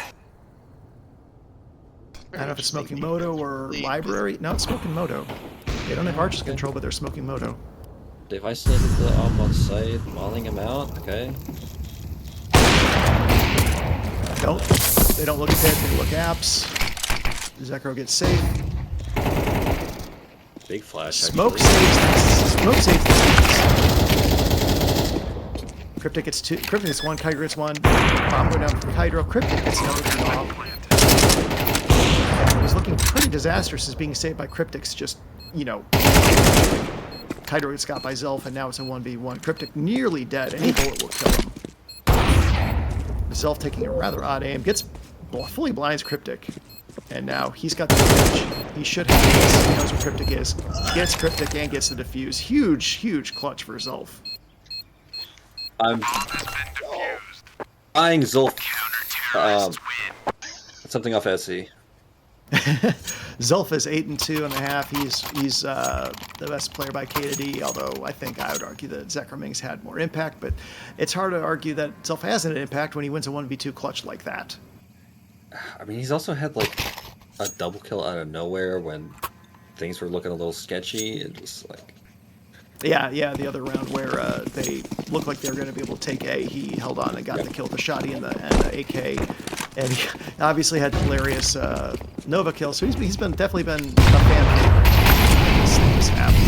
Zekro opens it up with a kill. I think that was just down Broadway, just straight down mid with the AWP, like you do in a pug. it's like So Zekra's been winning these duels with Cryptic almost every single fight.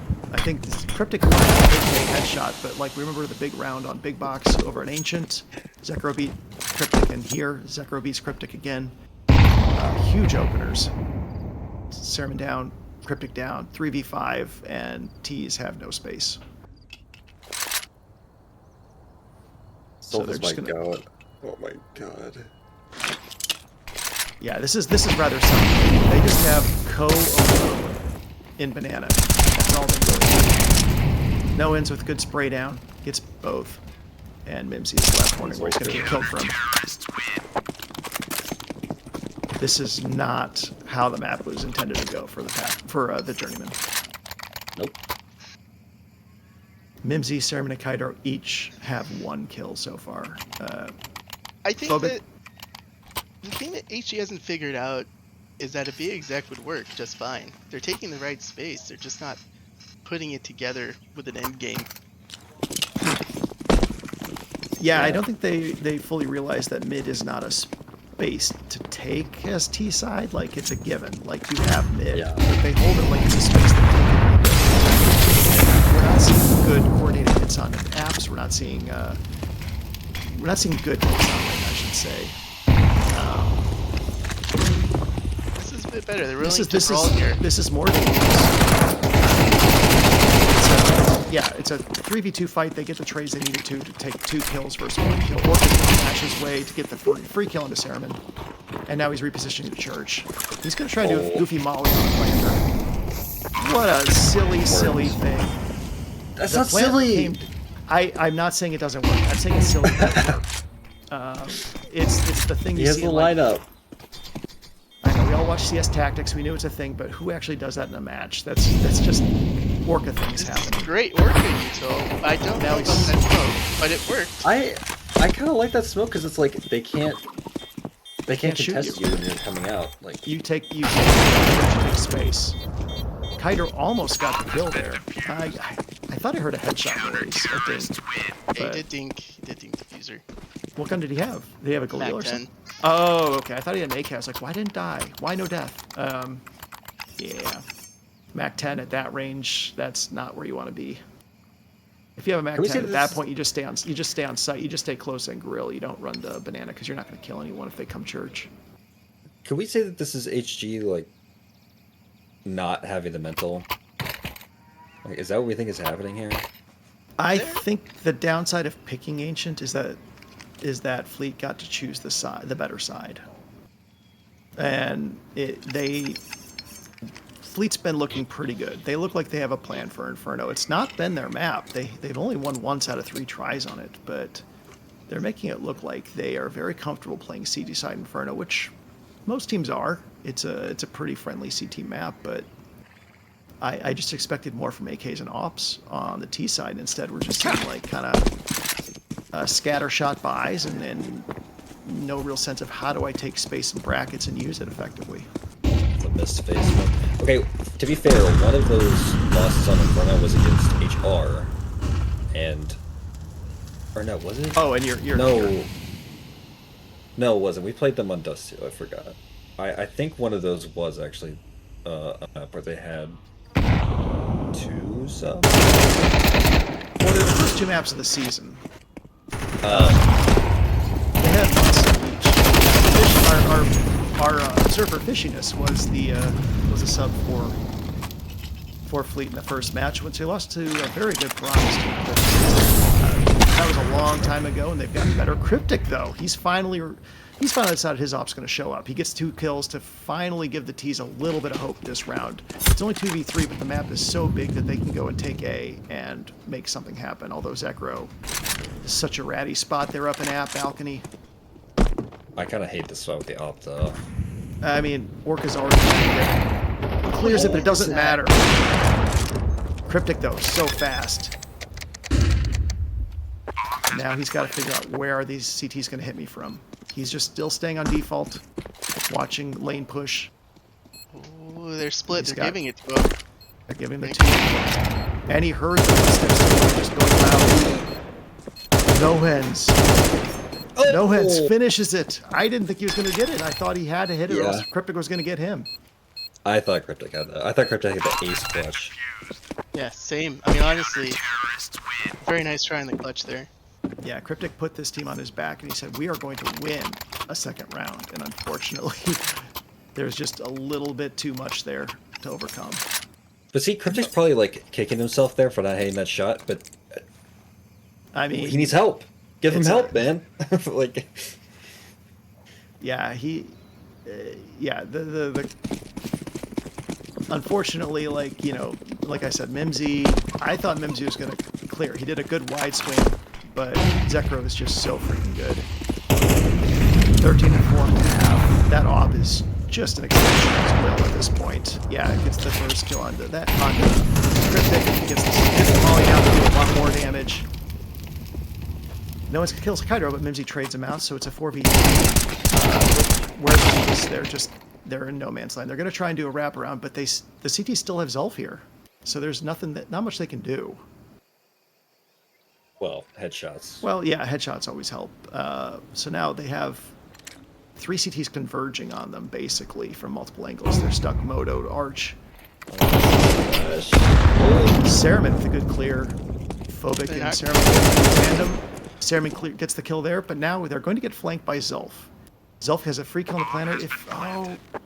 Nope, just toxic. You can see it. And now finally, HG has a huge advantage here to win this round. Oh, no. Oh, we were just talking about Orca and his util, and then we go to Zulf. Okay. That wasn't great, but also whoever makes the maps at Valve is like, oh yeah, we need to have collision on every lamp and the smoke is whatever. It's just he like, jumping through a molly to the moon. Yeah. That one, I know what he's trying to do, like when you bounce it on the other side, but it didn't matter. Maybe you want a molly pit there just so you can try and get a walkout, but that's a tough round to win. Oh well, you give it up your second. You just hope that doesn't become the difference maker. Oh, double molly. And Zulf almost blows up Co. So these, maybe at this point Orca is saying, Zulf, just drop your util, I'll use it. They should know it's, I think he has been. He has been dropping his util for Orca a lot. Yes, though CTs finally take bracket control. They're still a little hesitant. The fear of God into them. So they have been pushing the nade. Zekro misses the nade. So now he's set up in a hard angle. Gets gets the pistol kill on Mimsy, so he's just even without. Orca gets a kill on Furman, pushing out lane. 3 T players lane. First kill. Zekro misses. Orca gets the clear up though. Cereman clears up Orca. And now we have 2 players against Zekro. Cereman gets the kill. Cereman was a hero last round. He cleared out the site basically for himself. Now he's gonna hold.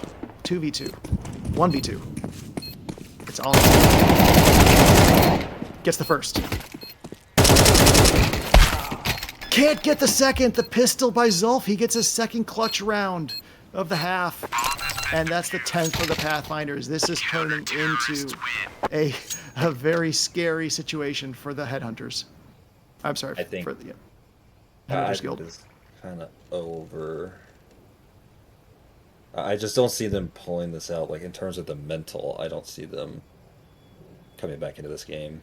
2 kills in the half, 1 kill in the half on Kydro.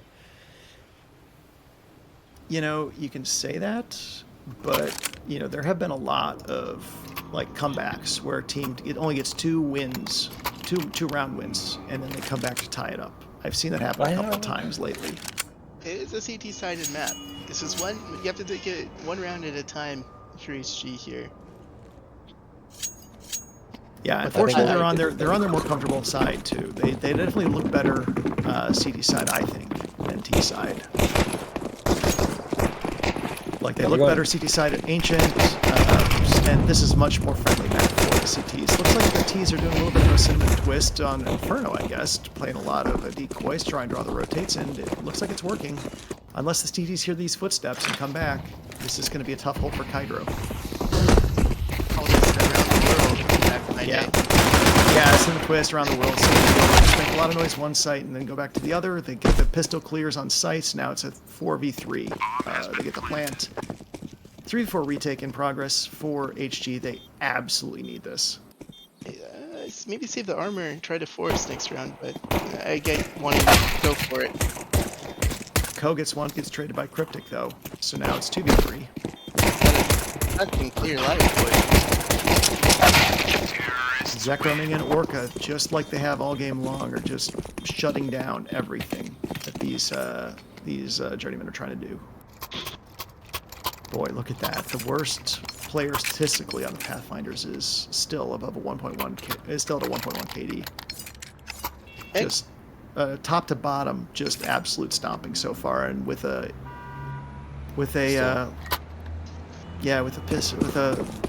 kind of sad force buy for the CTs here. They're desperate. It's a map that can reward MP9s. There's a lot of tight corners. You have to take a tight corner somewhere. It's not like Ancient where there's open spaces if you go certain directions. But I mean, I'm very scared for HG's chances here. Fleet's just going up the gut, and they're going to go arch side, which is basically undefended. Zekro gets the first kill, and now the gun's just too much firepower for HG to overcome there. And that's something that we didn't see HG do at all.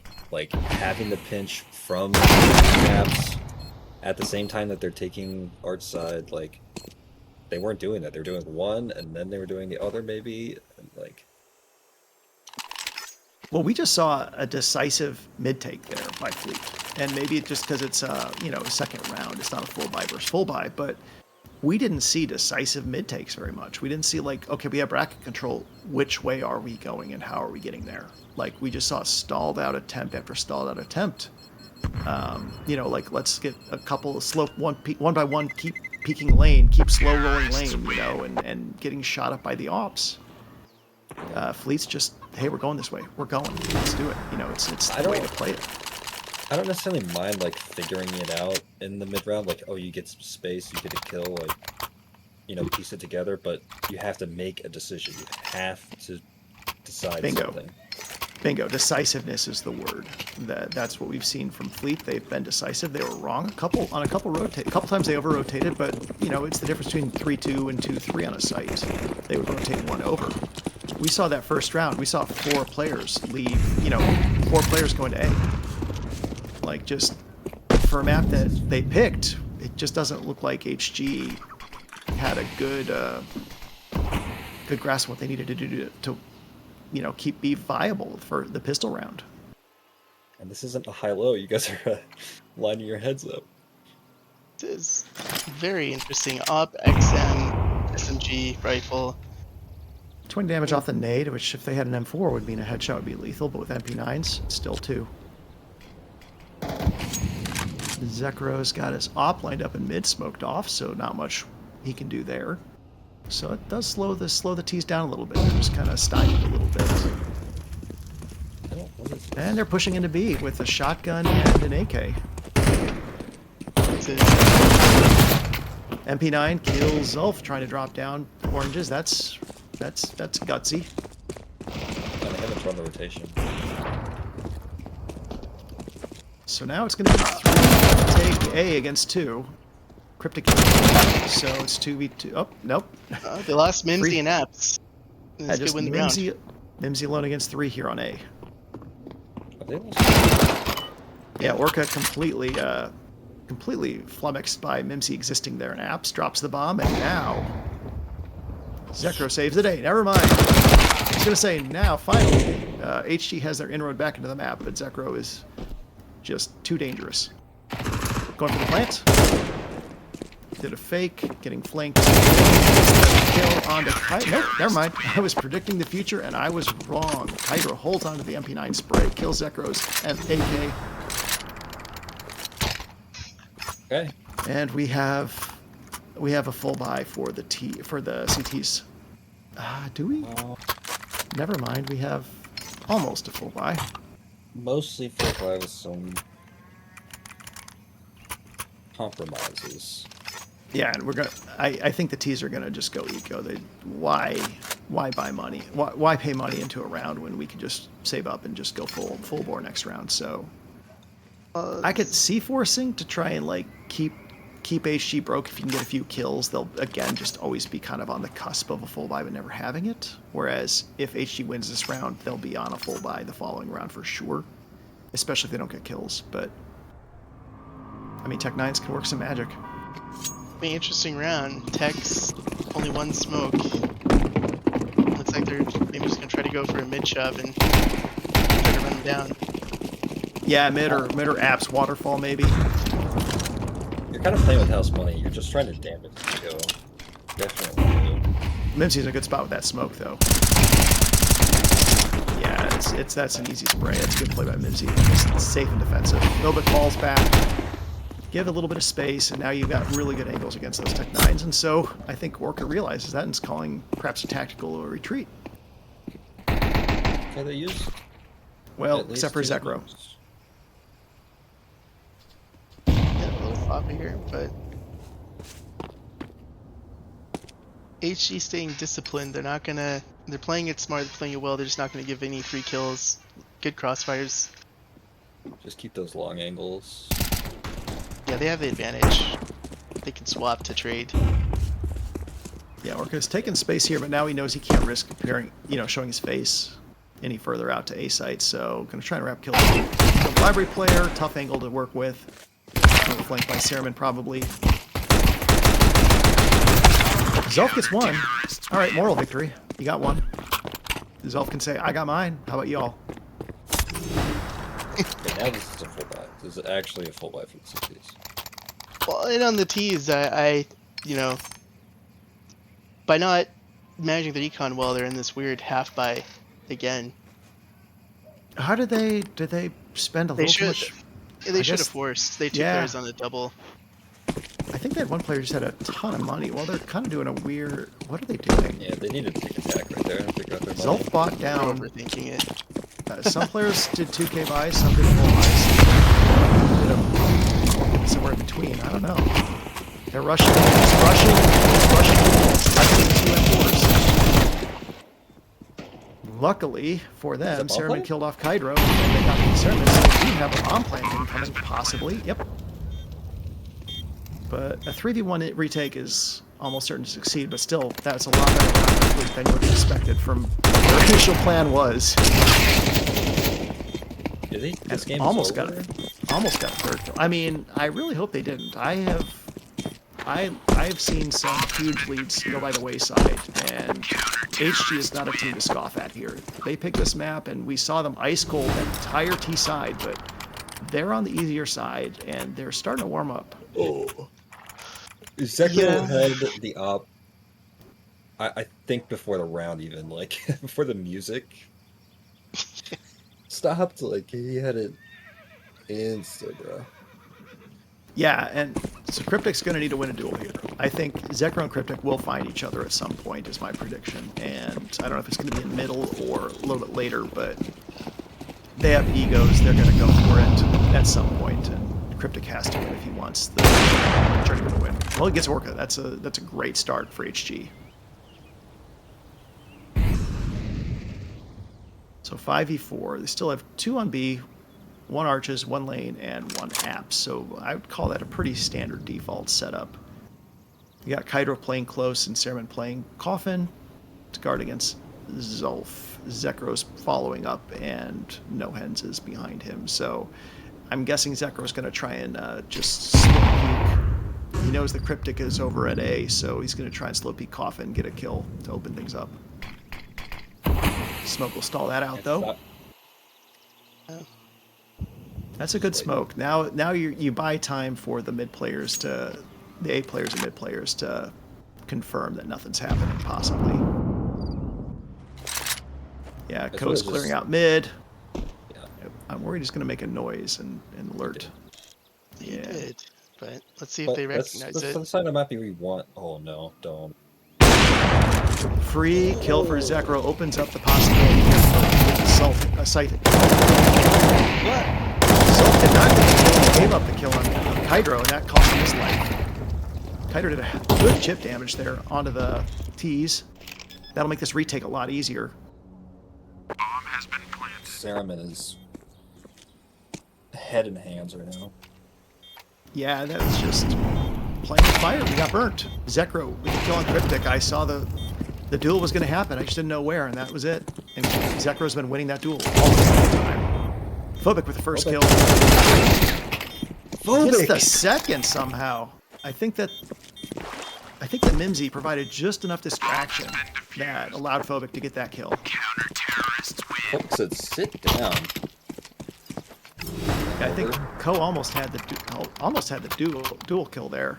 That would have ended the game, but Phobic just he's really really sharp, really fast, and yeah, got it rifle in hand, got the headshot. And he's stacking cash. HG's getting their money up, so they're going to be able to, even if these rounds are heavy trades, they're going to be able to drop some guns and stay at full buy for a couple rounds, for a while.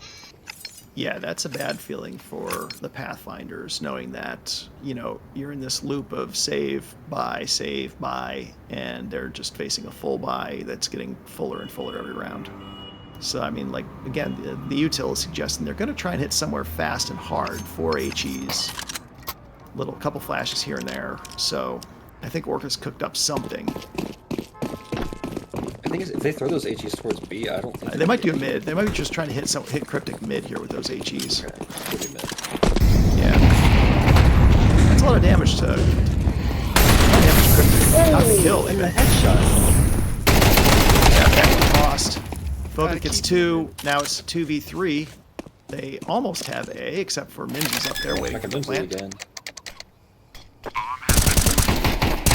Didn't get out, just a little bit late there. But a 3v2 retake in progress with full guns against Tech-9s. So, barring a disaster, it's round for HG. Sermon finally gets the headshot, or no, it's Mimsy and apps. That's all the Tech-9 can do. Kydro gets the kill, and they get the defuse. So, good round for Fleet, I think. You're talking about the money. Phobic can buy. Yeah. Everybody. Phobic, Mimsy. And Mimsy. They're not going to run out of mini as long as they can ride this out to a tie, no matter what happens. No, they're going to run out of rounds before they run out of money. Yeah. So, if you remember last map, we saw one team down 7-12, and they won 5 straight. Now, obviously, HG's journey would be a little bit different. 9. But they were down 12-2. Oh, not have So a they've gun. won 5 in a row, and they need 5 more. So halfway there. Zelf's getting burned a little bit, and Banana falls. Or where was he? Was he Banana? Yeah, he was Banana. Falls back. I don't know if they've read how SG is kind of not testing Banana. Zolta's definitely just like shift walked it a couple times. I think. Who's the player? I think Orca tried to spam Phobic on balcony through the window, and just was like missed a little bit because Phobic was standing a few feet forward instead of all the way back against the wall. So that's a little bit of a crazy kind of foresight on Orca's part, and like not getting a kill. Maybe, they would have risked. I mean, if they got the kill, they would obviously try to hit A after that, but not getting the kill, I guess they're falling back and trying to do B. And that's smart. They've been taking B. Yeah, I like this. Like, they just need Orca to set up some smokes here and maybe molly off oranges and new box. That's what they're doing that. And they got smoked off now, so this is a risky push through that smoke. I don't think they want to try it. The TTs were blind. Yeah, they're running back now. That's... Throw it. 30 seconds. You needed that. With 30 seconds left, they're going into a 3-stack on A. And I think this is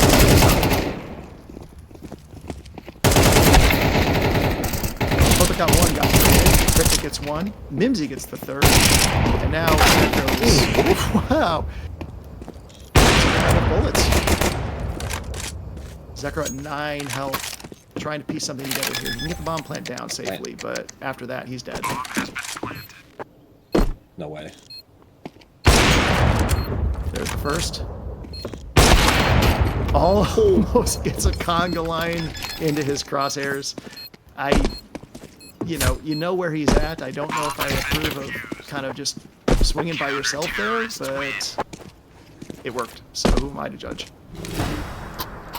Yeah, they just need to clean up that B take. I think that B push was sad. I know. There's a lot. I know that Orca's got to have more util knowledge than just that. Like, they threw a couple smokes, a couple flashes, and called it a day. Like, I expected, maybe they didn't have them in hand. I didn't check the util, but like a molly on a new box, oranges to clear that out, less angles to worry about. And then at some point you just got to go. Yeah, they know that they're playing coffins and like coffins, fountain. Oranges, coffins, fountain. Yeah, like that's been pretty consistent. I really think they could like contact up, take the space that they're given with those positions, and like literally 2 flashes. Yeah, just a pop. Yeah. HG's playing really very good disciplined CS, and they're starting to get a bit of that belief back. I haven't seen HG. I haven't seen too many fights in apps, really. I know Mimsy's been there at. I haven't seen fights in apps proper, which I thought that Fleet would take advantage of. Oh, Zelf gets the first kill on. Yeah, first kill onto the corner there at B. Zelf's my MVP. HG's playing really smart. They're not buying it. They're gonna stack the site anyways. They know Fleet likes their flanks and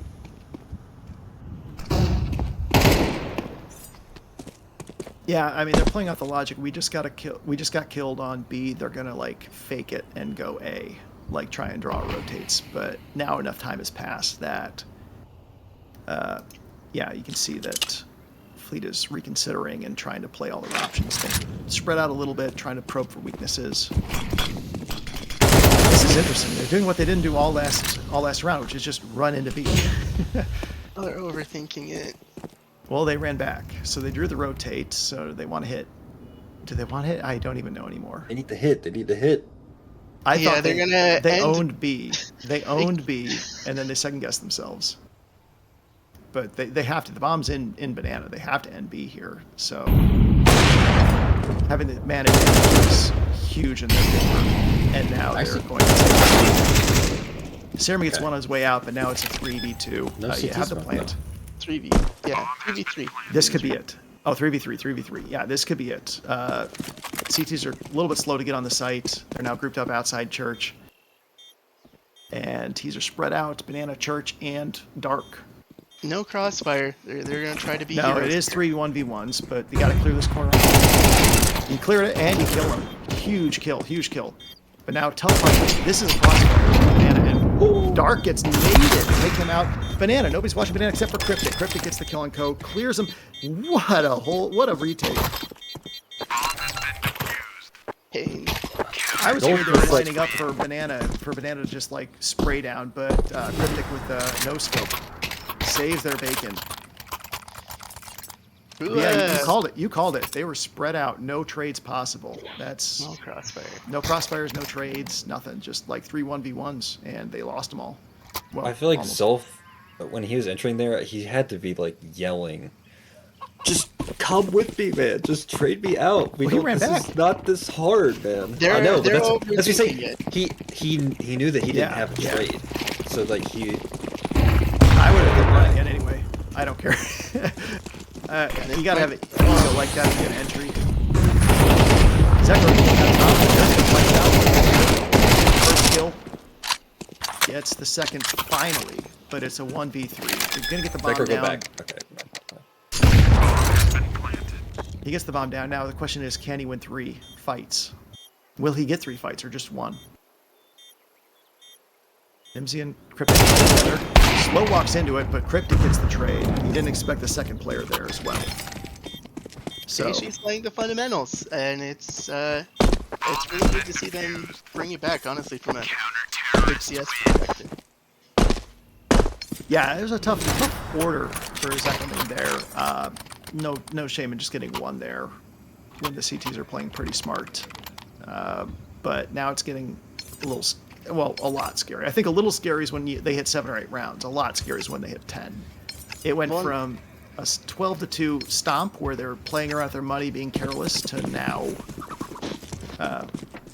you're worried.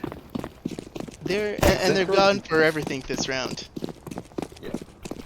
Well, Zekro can get deal. We know what Zekro can It looks like Yeah. they're trying to set him up for that op duel now. They know op's been playing Moto on their side. Yeah, we have Nohens and Zelf probing around Banana. They still haven't taken Car yet, but they're about to. Hasn't been too much. Haven't seen the CTs push them too much here, so they kind of knew they had that for free anyway. I think the cities literally haven't done anything. I think we saw once where they were trying to hold it with 2 players, and otherwise they just fall back. They'll do an util dump and then just fall back. Phobic is under Balk. That's I don't think we've seen that. And the T's are lining up for an A-hit eventually here. They have apps control. He's not scared. They hurt the op and apps. I'm now over rotating Cryptic- on CT. Yeah, so Cryptic's posted. It's the first kill. Phobic kills Zekro hiding in Boiler, and that is a terrible start for Fleet. They lost their op, their top fragger. And now they're just peeking out of apps, gets killed. Ko gets killed by Mimsy, just slow walking, trying to look at where Phobic might have been near Boiler. And now it's got to be a save. But never mind. It's got to be a rush on to B, I guess. They don't have enough. I don't know. I don't know about that either.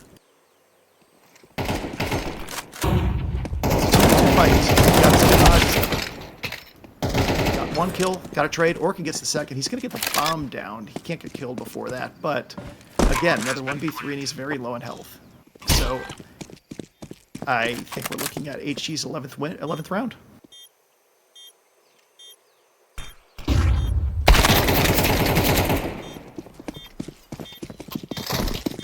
I don't know. How's your heart rate, Cam? You know, the Brazil 7-1 main man, I'm gone through the 7 stages of grief or whatever for this map. 55 stages of grief. This isn't 1-7. This is 27-3. This is Atlanta Falcons, Atlanta Falcons, not the Hawks. Hawks is NBA. But yeah, the Atlanta Falcons up 27-3 at halftime. Or was it 27 or 28-3? Regardless. Nobody here watches football. So yeah, 28-3. Just a absolute masterclass in throwing away a run game, a 1 game. I mean, we knew it was the easier half, and we knew HG liked Inferno, but still dropped 12-2, and now it's 11-12. You're running through the gut. Ko is taking a lot of damage. Zekro's dead. CTs have been just bending, but not quite breaking on B. They'll let you plant, but then they always get the retake. And so we're seeing a retreat from Banana. No damage done to the CTs. 2 HP. Fork is low. Ho is limping. Yeah, they did force the rotate on the Cryptic to rotate over to B. He's going back to A though, so you know, Ko's nearly dead. No one's just hurt. Orc is hurt. What is this util? What's this for? Yeah, they're flashing on no swings, on no pushes, and then the smoke comes down, and then they're stopped. Phobic gets the kill on his elf in mid, and now Orca is on an island here in apartments, asking for a little bit of backup. And he's going to try and take a duel with Phobic, who is just watching and waiting. Let's see if he's going to try and molly off under Balk. Molly off. They can't get the kill as Phobic leaves. That would have been a tough shot regardless. They're just not set up to take advantage of that, you know? And yeah, no trades, no combined hits. It's yeah, it's just a very stoppable object running into a dominating force here. Journeymen win 10 straight rounds to come back and tie it, and we were joking in the start of the half that, you know, hey, stranger things have happened. I have seen some 10-2s turn into 12-12s this season. Here's one more to add to the pile. Like, what a half, what a masterclass half by Cryptic.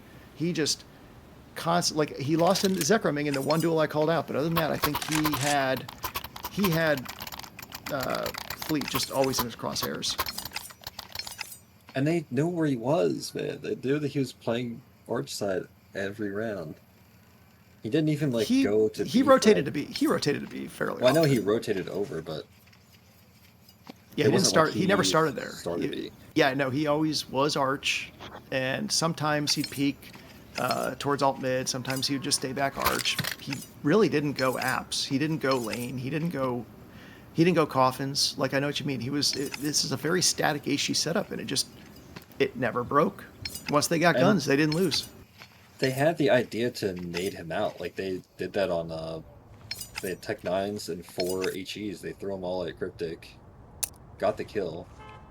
They never really tried anything like that again. They never Yeah, that was a desperation play, and it seems like necessity is another invention. They get the great HEs that do like 80 damage, 90 damage to him. You know, you could do that on any round because he's not taking the mid peak too much. He looks like he is this round.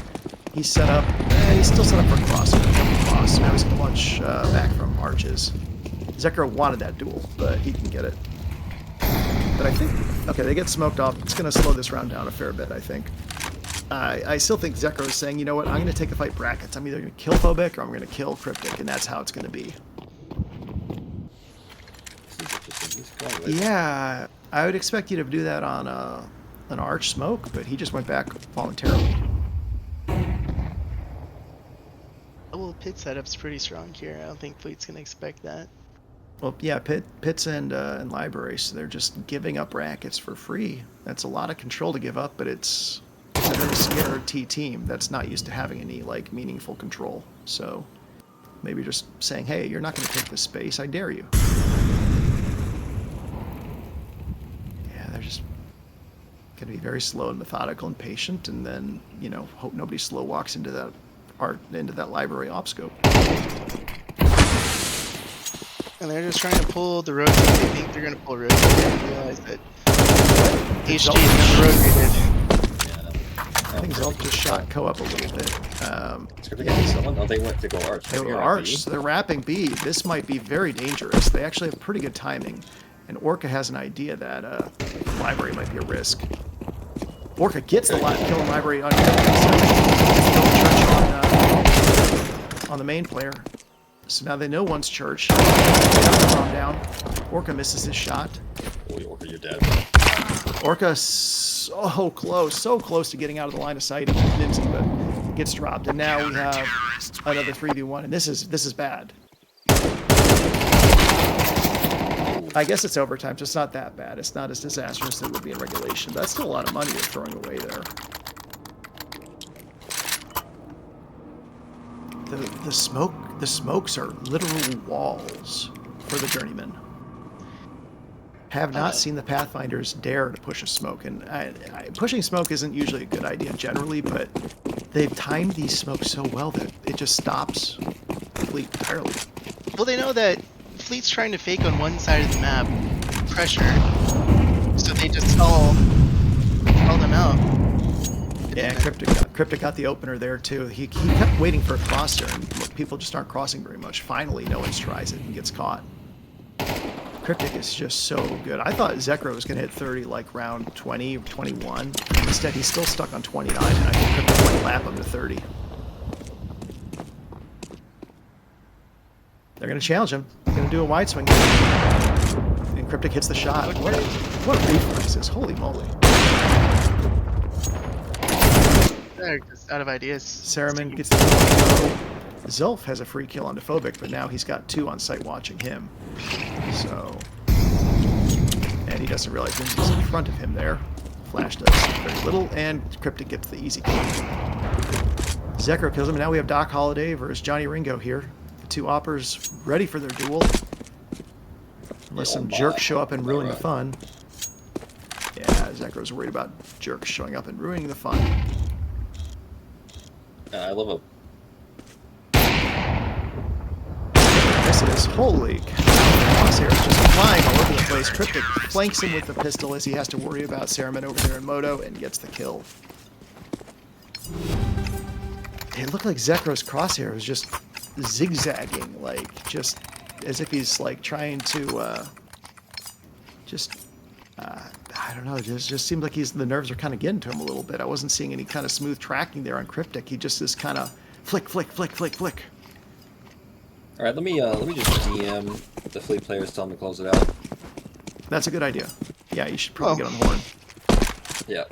I take it back. Definitely don't do that. Don't go on anyone's channels. Let them figure it out. Cryptic is once again posting. I think they know that. He keeps doing that, and they keep walking into it. So the T's finally smoke him off, but now they gotta beat Phobic and Mimsy over in the rest of A site, and Cryptic just fell back.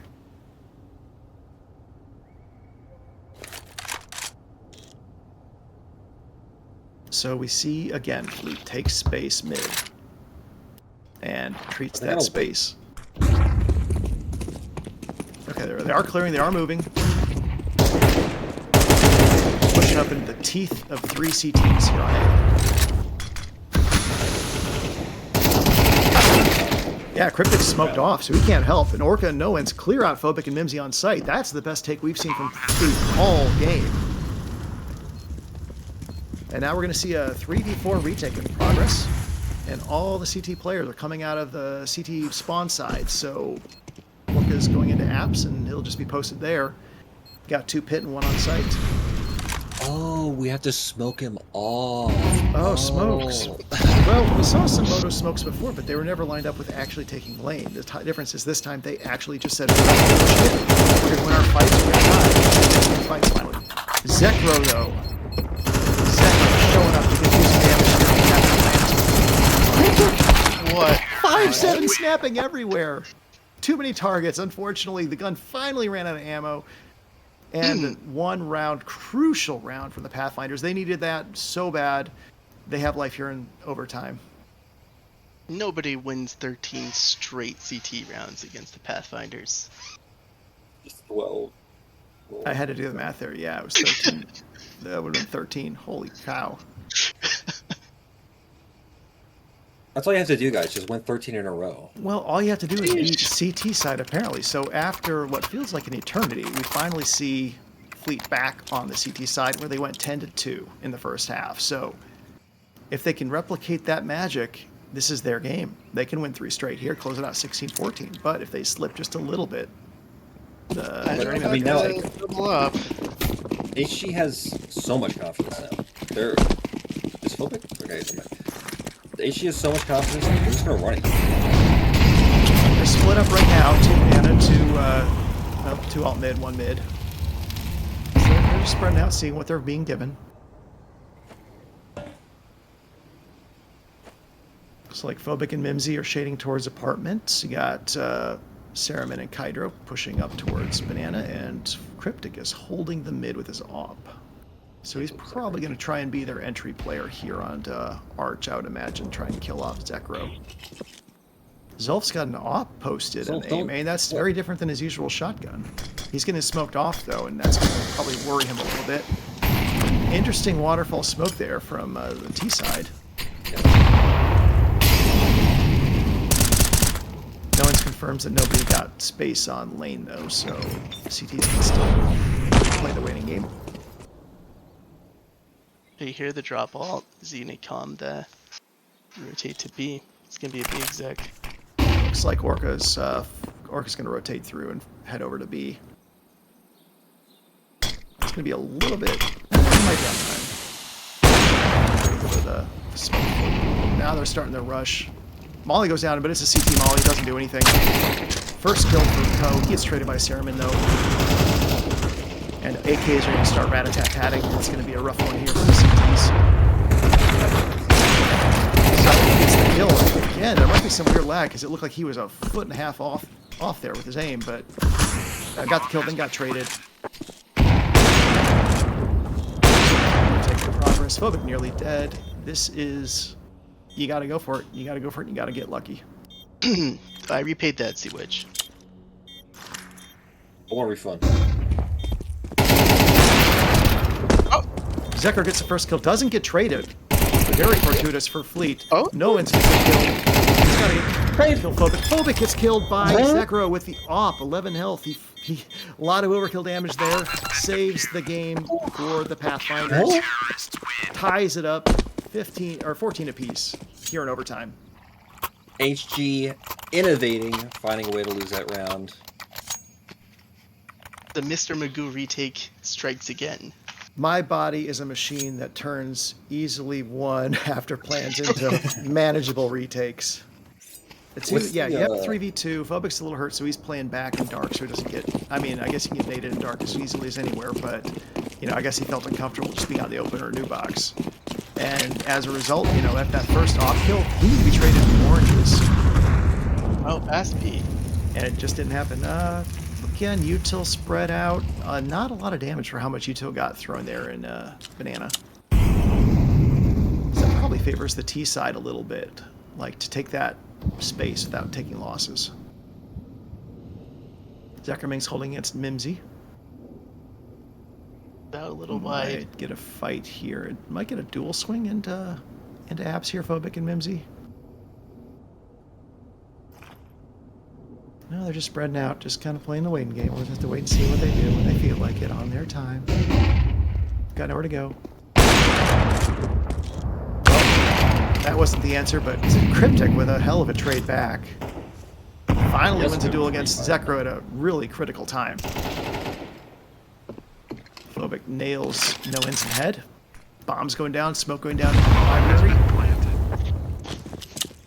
Orca might get the rotate through mid.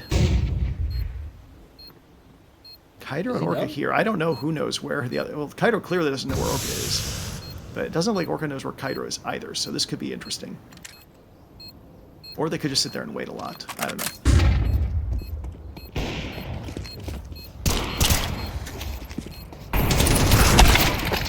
Finally, Kydro activates, gets the flank, and Cryptic just holds him back. Otherwise, that is a much better after plan on A than it was on B the prior round. So, with that round win, the Journeymen just need 1 more to bring it to map 3.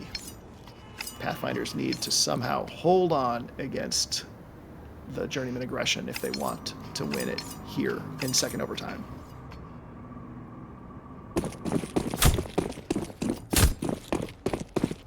I don't know what we could say more about Cryptic and Zekerman. They are the operas in their team, and they're treating this map like it was meant to be like Opera's playground.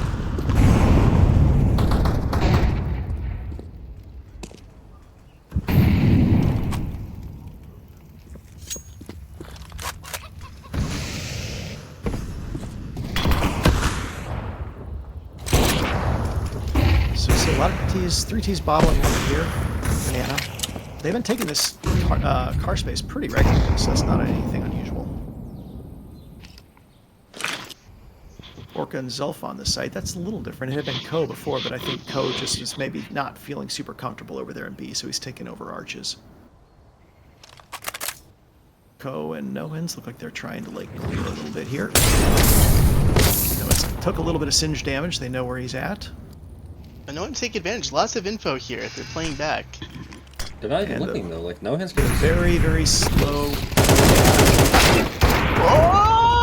Labored spray by Nohens finally kills Mimsy, but he could have killed and gotten away there if he didn't take so long getting the kill there. Good trade by Cryptic to save the day. So it's still 4v4, and it looks like it's going to be an B execute. They're running out of time. I think that I would imagine the CTs would have to know. Like he just kind of chased him off. The takes the fight, gets the first kill, gets traded by Phobic. Did good damage to Phobic once again facing another. No way. Oh, that's it. Bomb has been planted. Little off. 93 damage, or 93 health versus 33. AK versus op. I think if Zekra had a little more information about how damaged Cryptic is, he would have been happy to swap with a rifle. No. I think he made a footstep. Yep. Cryptic knows. Swap, swap. Chris Zekra with a Oh, clutch kill saves the game clutch. for the Armada. We are going to second overtime. I'm taking a piss. Sorry, I mean, what a game. Ruby will be right back.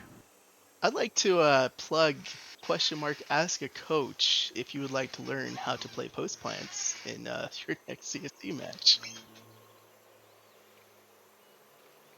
I mean, the problem is it was Zekroming against Cryptic, and Zekroming has generally been winning that fight time and time again tonight. So the real strategy for Fleet was making sure that Orca and Ko could set up that 1v1 for Zekroming, who comes through in the clutch. Like, we've seen huge clutch moments from Zulf, and now Zekroming saves the game. Like, that was going to be a 1-1 map series going into map 3 without Zekro landing that spray through the sandbags there at Grill.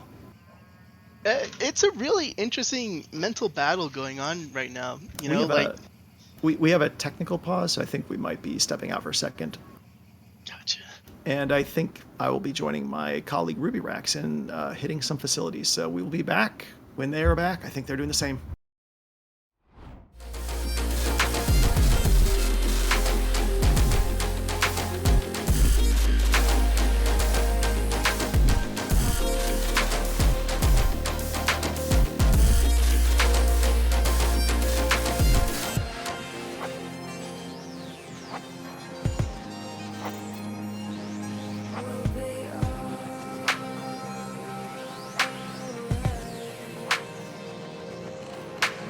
Step outside your head tonight. Bringing all your dreams to life. Money, power, glitz and glamour to make you happy. Will you be happy? Live through all his pain.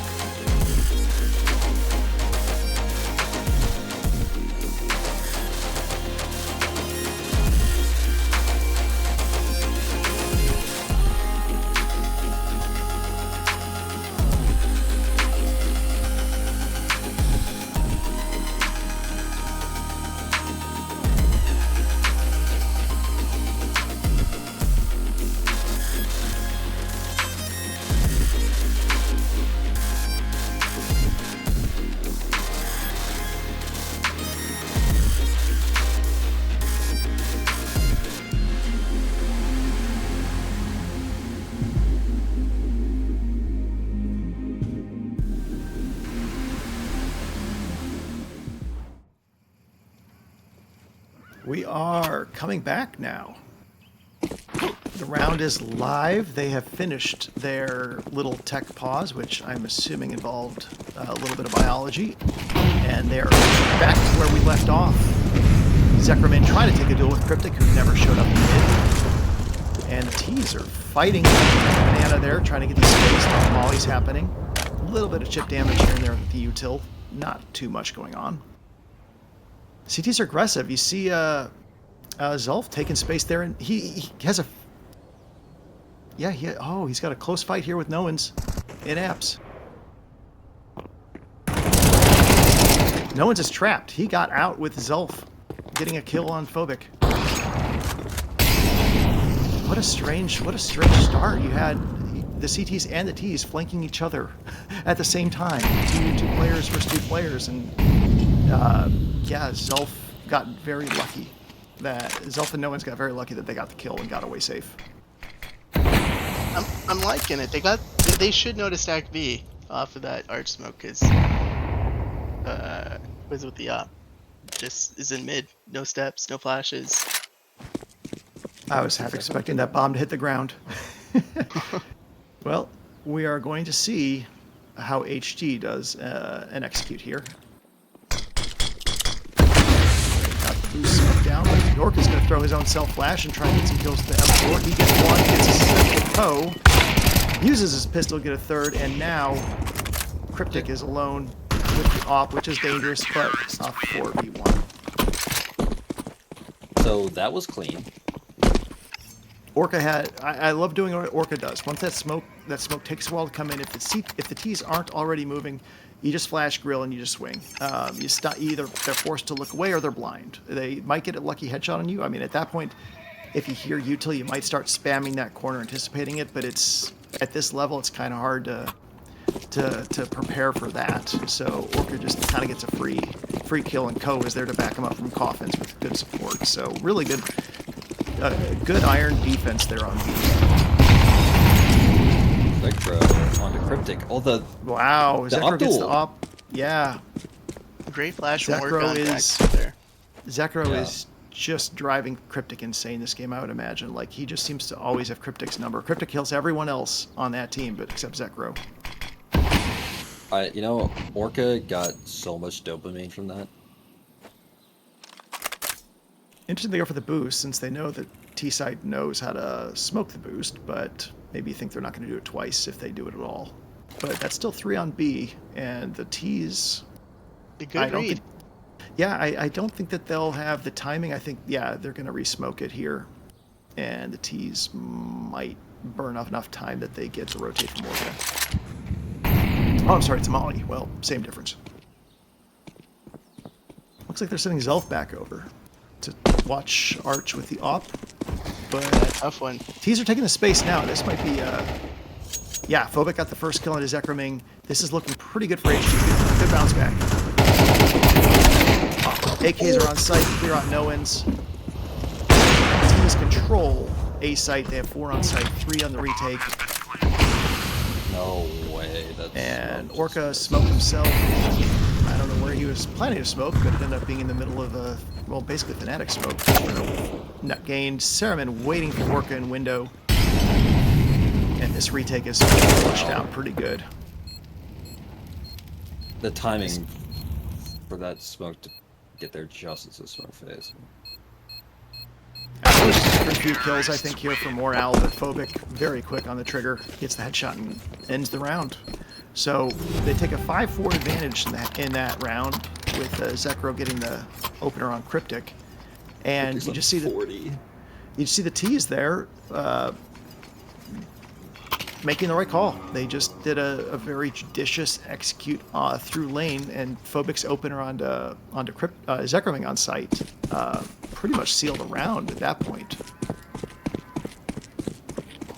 Like, it was a 5-4 lead, and then that single kill made a 4-4, but the positioning was so good for HG that it was a long odds for FLT to win it back.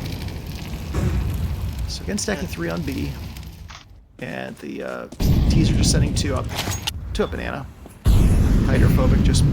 Cereman and Kaido are just probing again. So we've got Gazulf with the boost here. I probably would have done Ko. Ko is usually the little bit of the sharper shot, but they're just, you know, maybe they feel comfortable that way. Oh, maybe. Yeah, never mind. I was gonna say the Ko's. Ko's been a little better in colder the, this map too. later in the So- later parts of the round, but they all know it's a boost, so it doesn't really matter. Yeah, so you just have Zekro posting his up in apartments and Nohin's watching mid. That's a lot of space given up to the T's at bracket. And Banana, that they're not going for the info for retake, so kind of letting the T's do whatever they want now. It doesn't feel like a 5v5. This feels like a 4v5. Like just the way the space is working out right now. Yeah. Yeah, for some reason the CTs threw that smoke on site. I don't know. After that last successful A, try and send one rotate over to B. Go gets one trade, but he's in a bad molly and bad way there in New Box, and so it's a 4v3 there for the plant. So 3 players trying to retake again versus 4. We've seen Fleet win a few of these outmanned retake efforts. Maybe HG learned something in one of these overtime halftimes. Orca gets the first kill in the car, untradeable player. That's not a good start. Mimsy Nohin's trading a few bullets. Mimsy with util out. And Nohin's with the kill. Sees the player second orange, just Kaido gets the kill though. New Box goes down. misses the offshot. They know. And Kaido knew that What if they did a Zekro knew that fuse? Kaido was there. They knew Kaido's second orange is off that kill in Church, but they weren't set up to kill him. Orca ran out of bullets, and then Zekro was trying to defuse the bomb. I think they had enough time to go for the kill first, so it might have been an unforced error there by the Pathfinders on what would have been an amazing retake. Anyway, So, Cryptic has 40 kills. yeah, Cryptic has 40 kills. Zekro's 37. I think the bigger news is that HG won 2 T rounds. Yeah. And that's not been Huge. the experience that we've seen so far on this map. So I'll be mildly surprised if Fleet can pull back and even tie for a third overtime, let alone win 3 straight and win. Neither one of these teams could get through round.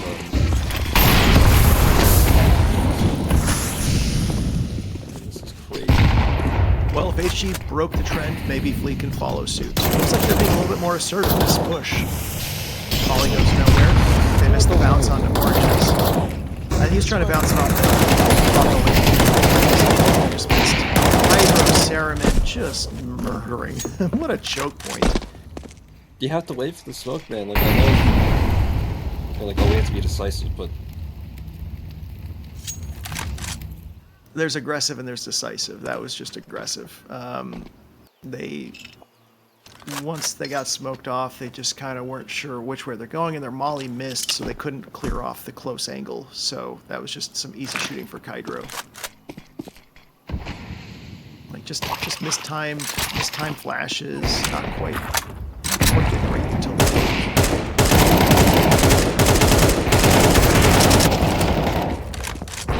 Zekro did a little damage, but now he's trapped.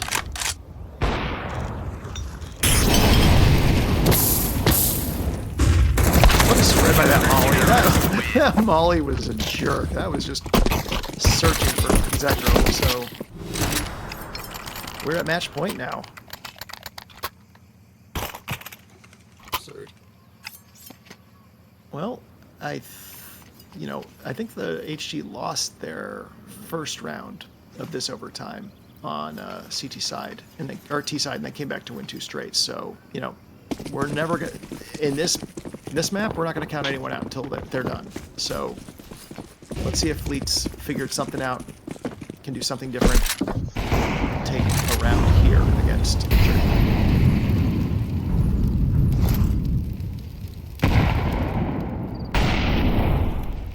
Nobody's died yet. Cryptic, that's a good start. And Zekro wins the duel like he's been doing all night. Just absolute Cryptic kryptonite.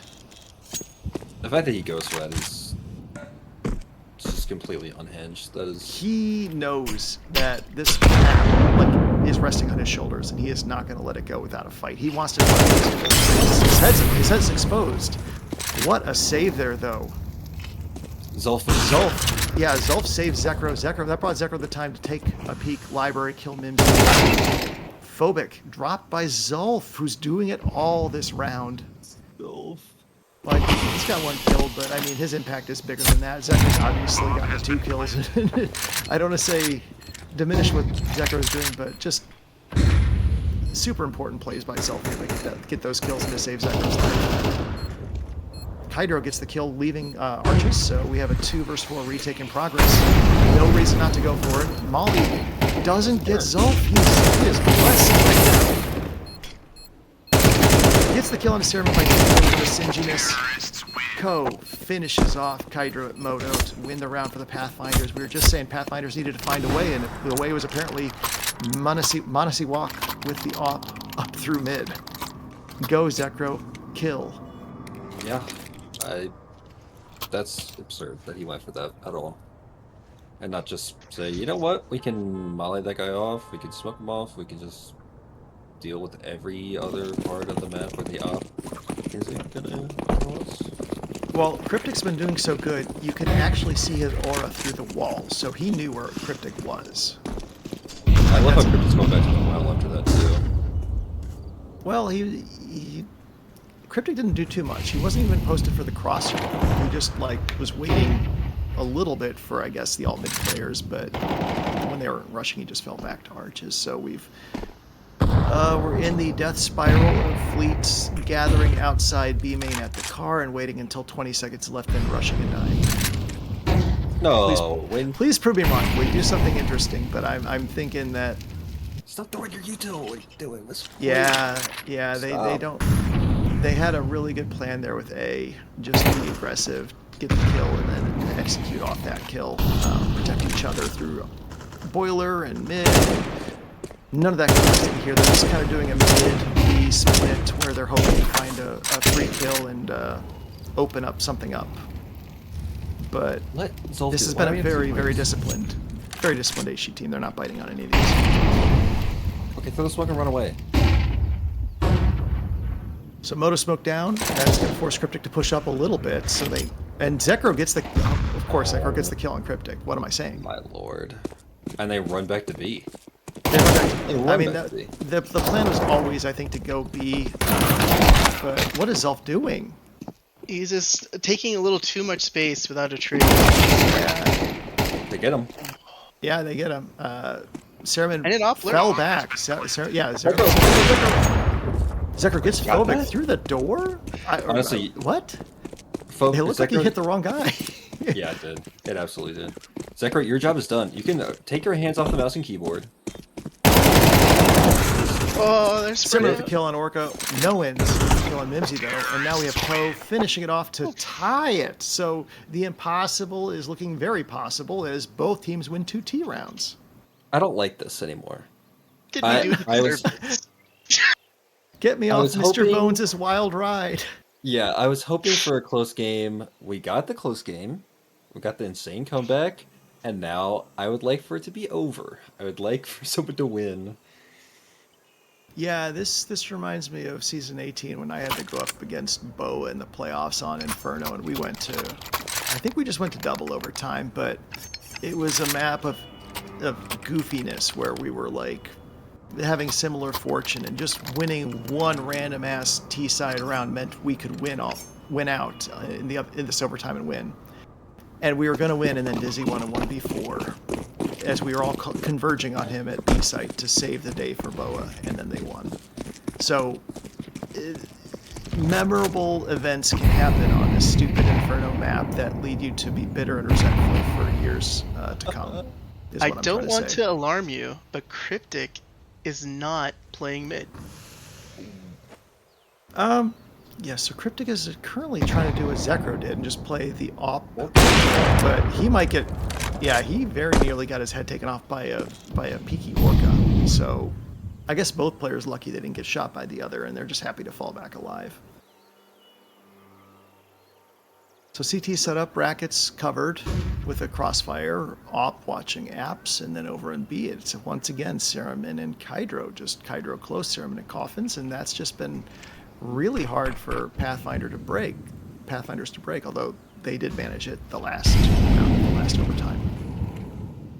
I don't know. They realize that I'm still an A. This is an interesting lane push here.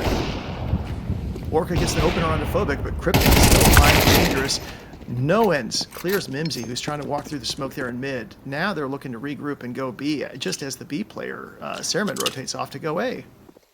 So the one time this whole let's fake A and go B thing is actually like working off to perfection. So Kydro's got a hell of a hold here.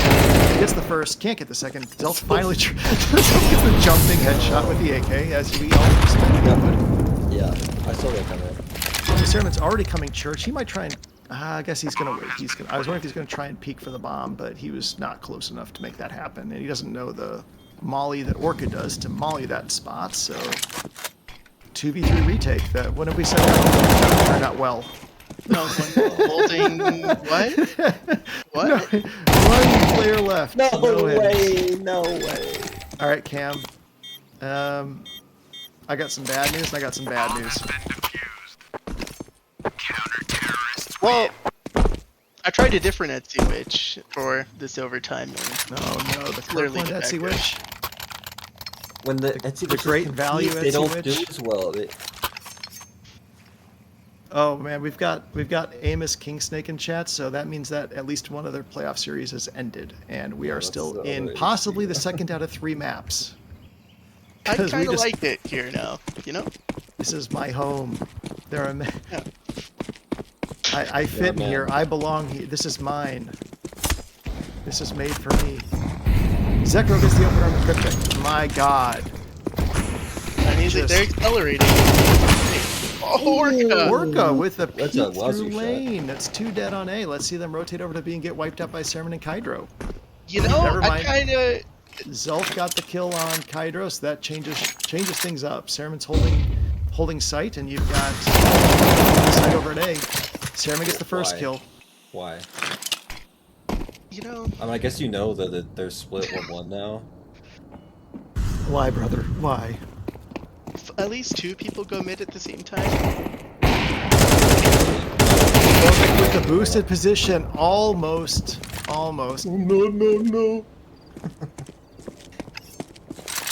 Are we So going it's to a see our 20 first health? ninja diffuse, or 1, 2, 3? Well, it's a 20 health Cereman, and they don't know where he's at, but he's got a large hill to climb here. He's got He's a got a free timing. kill. Don't shoot! Don't shoot! No, don't shoot! Oh, yeah. A little bit more labored than he needed to be, but it doesn't cost him. Picks up a Wait, different what? AK. And now Zekro and Ko to hold against Cereman. You're dead. Eventually, yes. Never a bead of sweat, right, Cam? Actually, the AC in my office doesn't work, and this is torture. Your office? It's so hot. Or I'm picturing bedroom, you. I mean. I'm Yes. picturing you in like a high rise in downtown Dallas, wearing a business suit, watching your team, and like you just pushing the intercom button, sell, and then you come back to this, and you're just swearing, you know. If you thought Jason I'm Lake not. could play, I'm on my porch here. Yeah, I was thinking like the. Got some damage going down over at B. Looks like for once the HG players push up and try and take car control, and they're actually it's kind of costing them. They're taking a lot of damage here from the util. And Zulf gets the first Zulf. kill onto Kydro. And he wasn't the one who's down to 19, so that's really, really bad for HG. They're taking a hell of a lot of beating over here in B. They're starting to regret doing that. It's Yeah. just funny that it's the first time I can recall them taking that space, and it backfires on them tremendously. I think by then the T's would have kind of fallen asleep at the wheel. I think that's what they banked on. The T's were disciplined, and they kept the util flowing and did a lot of fire, did a lot of HE damage. And Zelf with the kill there, that's as good an opportunity as Fleet has had yet. Hobik's taking a ton of damage. Yeah, he's got the fight there over in Arches, so they're just kind of spamming him and utiling him. Cereman is an interesting fight. Nowens gets Cryptic to open. Mimsy backs up. Cryptic gets the trade, but he's alone. Orca gets the further trade. These trades are just coming in left and right. Good play by both teams to be in the right spots to make trades, but the numbers just favored Fleet too much, and they take the second round of this half. My voice is starting to go. This just keeps going on and on. Now we can see, will the Armada take 2 rounds as CTs and win the title? Or is HG going to doom us to another overtime by being aggressive and taking 2? I'm not trying to be mean to our observer, but that was so funny. They're taking like 4 players on site. We're like, what is Zulf doing? Well, I mean, it was still a fun fight. Zulf is the most entertaining player in this server. We got to see how his duel against Cereman goes, you know. Like, I love Cereman. What's going on with them? I'm just checking the stat lines, by the way. I did not realize kind of how brutal this map was going for Mimsy. That's a line I would post. That's a rough one. And the other end, you have Cryptic and Zekrom just being absolute super. Missing a lot of their util. They had been missing most of their util, like, pretty much all game. Like, the HG had been patient and hiding the good corners, and their util has been very predictable. So, they're not taking much damage going banana unless they, like, 5-stack. When they've tried to 5-stack, that's when they've been punished. So, this is kind of the more default spread out, like a little bit of space, mid, alt, mid, and 2 banana taking car control. And, you know, they like to get the kills A and then go finish B. Same as Fleet. Let's see if that happens, or if they try and just go up the gut lane. Looks like Fleet's made the wrong It seems read much more attacking. like A execute. Good molly stops the Arch player from getting basically a free kill on Nowens. But the flash is coming out now, and Cereman now has the space, but he's got 2 flashes, so start flanking him. Gets the first kill on a Nowens, and doesn't get killed. Nade doesn't go anywhere. Cryptic and Kydro get kills. This is turning out to be exactly the round that HG wanted. Now we have Cryptic on B, or Heaven straight out. Zekroming and Orca are doing everything in their power to keep this one alive. Phobic, though, gets the kill onto Zekro, and now the plant's going down. It's Orca alone on this retake, 1v2. Phobic's nearly dead, though. And Orca's been playing about even with Cereman, so this is doable. But he's been loud enough, I think Phobic might have heard him, and it's just waiting boiler mid. Yeah. Our apps and boiler, that's all they need to worry about. Well, Cereman's still checking moto occasionally. He just needs to peek apps, he's got the kill.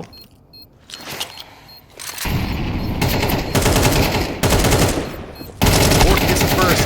Oh, is it Phobic! Phobic, time was running out. I don't think he would have gotten the defuse no matter what, even if Phobic died, but just Phobic at 15 health needed to stay alive just long enough and does. He gets the kill.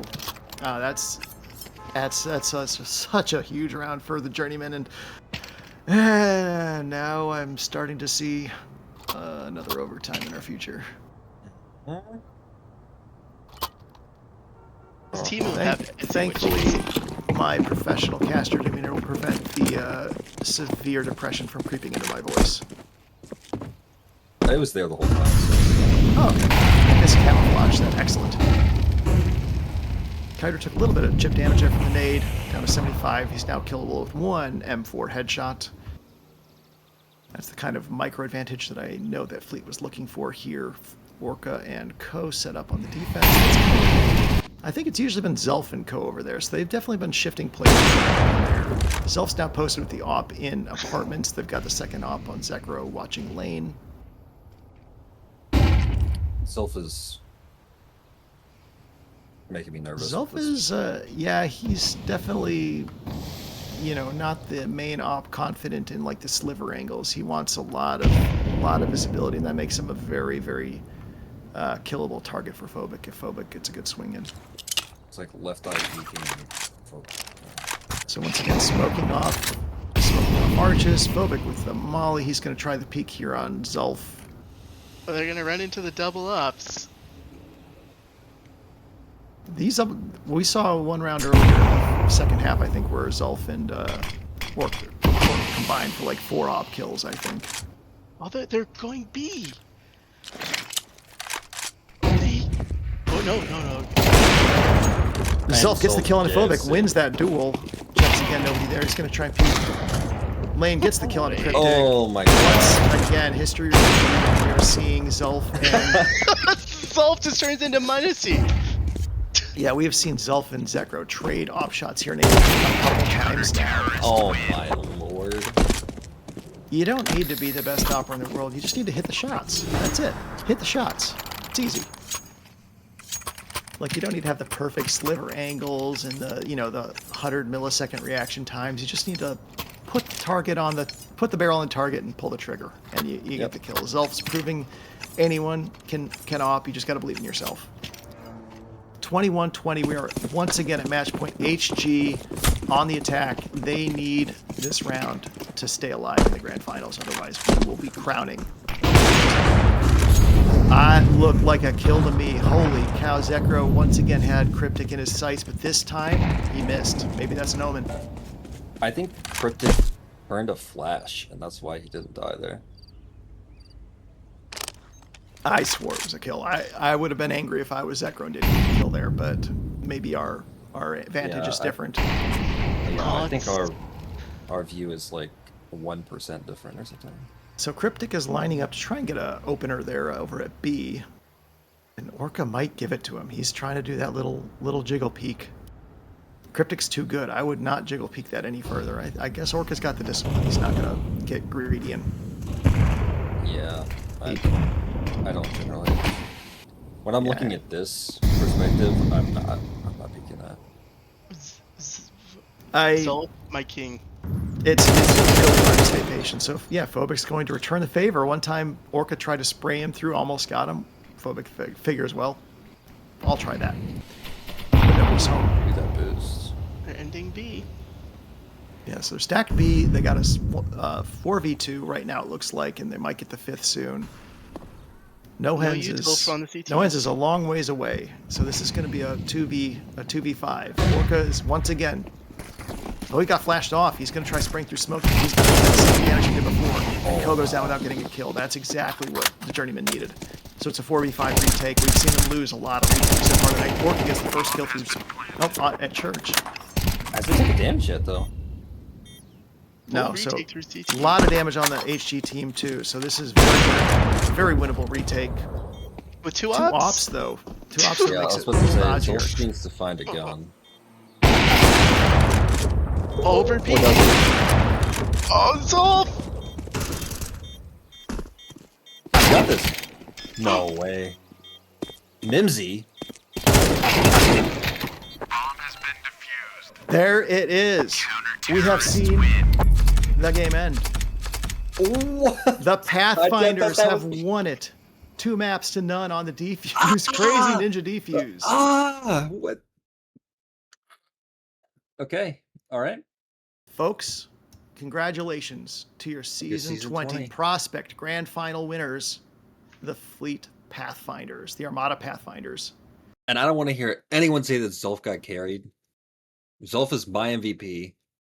Zulf's shoulders are aching. His back is hurting. He is feeling it in his knees. He did a lot of heavy lifting with several insane clutch rounds in that first half of action that we joked about. Maybe this will turn out to be a big round swinger, later in the map. And it turned out that way because we saw the Journeymen post a magnificent comeback attempt.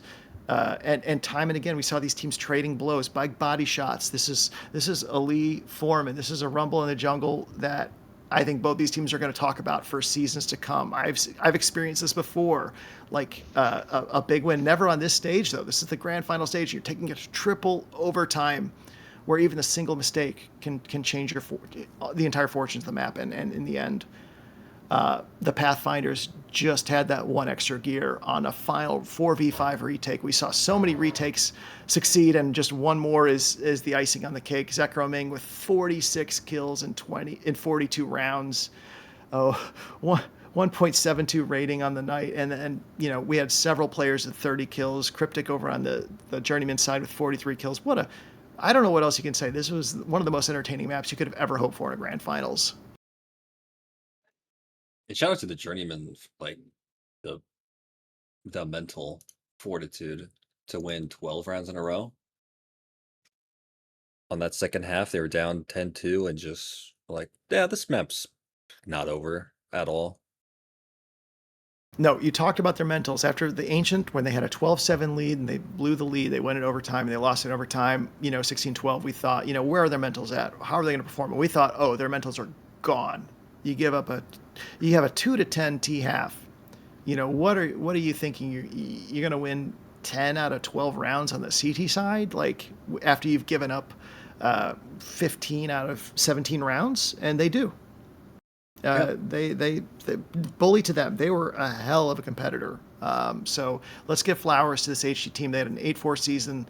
They looked sharp as hell. They won, I think, 9 of their 10 maps coming into this particular match. So this was a really good team going up against another really good team. And I'm really, really happy to crown Fleet and to say, hey, you won it legit over a great opponent and made a great show along the way.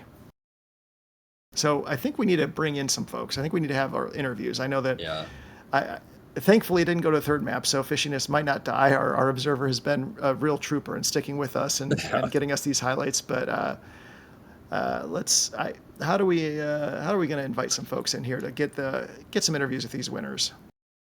I mean, I can date him Pan. Okay. Yeah, Zulf and Zekro at the least, for sure. Can we get? I love to have Orca. I'd love to have everyone in. I'm a fan of just bringing everyone in and giving everyone their moment to talk and just give their thoughts on the map and what they're thinking, because they fought like hell. Like they were back against the wall there. Here we go. We're getting a few folks joining in right now. We're getting the victorious Fleet team in full has joined us. So, Orca, as captain of Fleet, how are you feeling? Like the monkeys off my back, brother. many seasons. Great teams, bad teams, everything in between. I feel amazing, and I couldn't be happier with the team this season. Yeah. How many seasons have you been going at this? I think 12 or 13. I want to say maybe this is 13. Oh my God. I've been going at it 5, and that I'm getting itchy. I can only imagine. Let me tell you, it's possible, brother. Never to give up. Never give up on your dream. So let's just start with the last map there. Zekro, what were you thinking there every time you faced down the barrel to duel with Cryptic? Oh my God. I mean, it's a hard fought fight. Like, we're both, I think, equal uppers. He's insane. Like, it's unbelievable. But I just had to have the mindset of I have to take this duel or we're gonna be down a number and we're losing space. But I don't know. Yeah, it seemed like you finally were doing some pushing there with the op at the end, kind of Monasi walking your way. Is that a shift up of plans there on the T sides there to kind of be more aggressive? Yeah, I think our later half of before overtime, we kept losing numbers to this op and we were losing space, and I feel like a lot of those rounds we definitely could have gotten if I just sucked it up and decided to duel a mid. Yeah, I'll just say that we made a lot of calls. And that Zekro killing Cryptic to open things, you had a hell of a night. Thank you. We're also shouting out Zulf. Yes. The clutches in the first half. Like some crazy moments just to bring it back around that looked like it was kind of over, and then you just get like 2 kills. Yeah. What were you changing things? Were you getting like heated there, Zulf? Were you just kind of like feeling like you were invisible, 10 feet tall, just ready to take anywhere? Because it looked like you were getting like just, hey, I'm taking charge. I'm putting this team on my back sometimes. I'm just zooted as shit.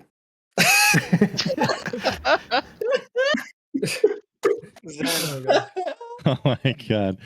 So yes, you can see he's the glue guy. Yeah, I think that the ultimate Zulf round that we noticed was the shotgun and AK in mid there on Inferno, which right after Zekro got killed on the opener, changed the momentum of that round again to fall back for you. So, I mean, again, how often do you say like, oh, there's a Nova, there's a Molly Nova combo in Banana? Like the cult of Zulf is alive. Shotgun's just funny, haha, man. I don't know what to say. You run at them, you shoot out like 8 bullets. What are they gonna do? Yeah, and I guess just kind of keep spreading the love around. Co, what were you thinking on an Ancient? We were down 7-12. You know, I'm a chud. I'm a loser. And Girls yeah. don't like me. I'm yeah, I'm such a fat and dork. ugly. And then what turned it around? I don't know. Everyone else.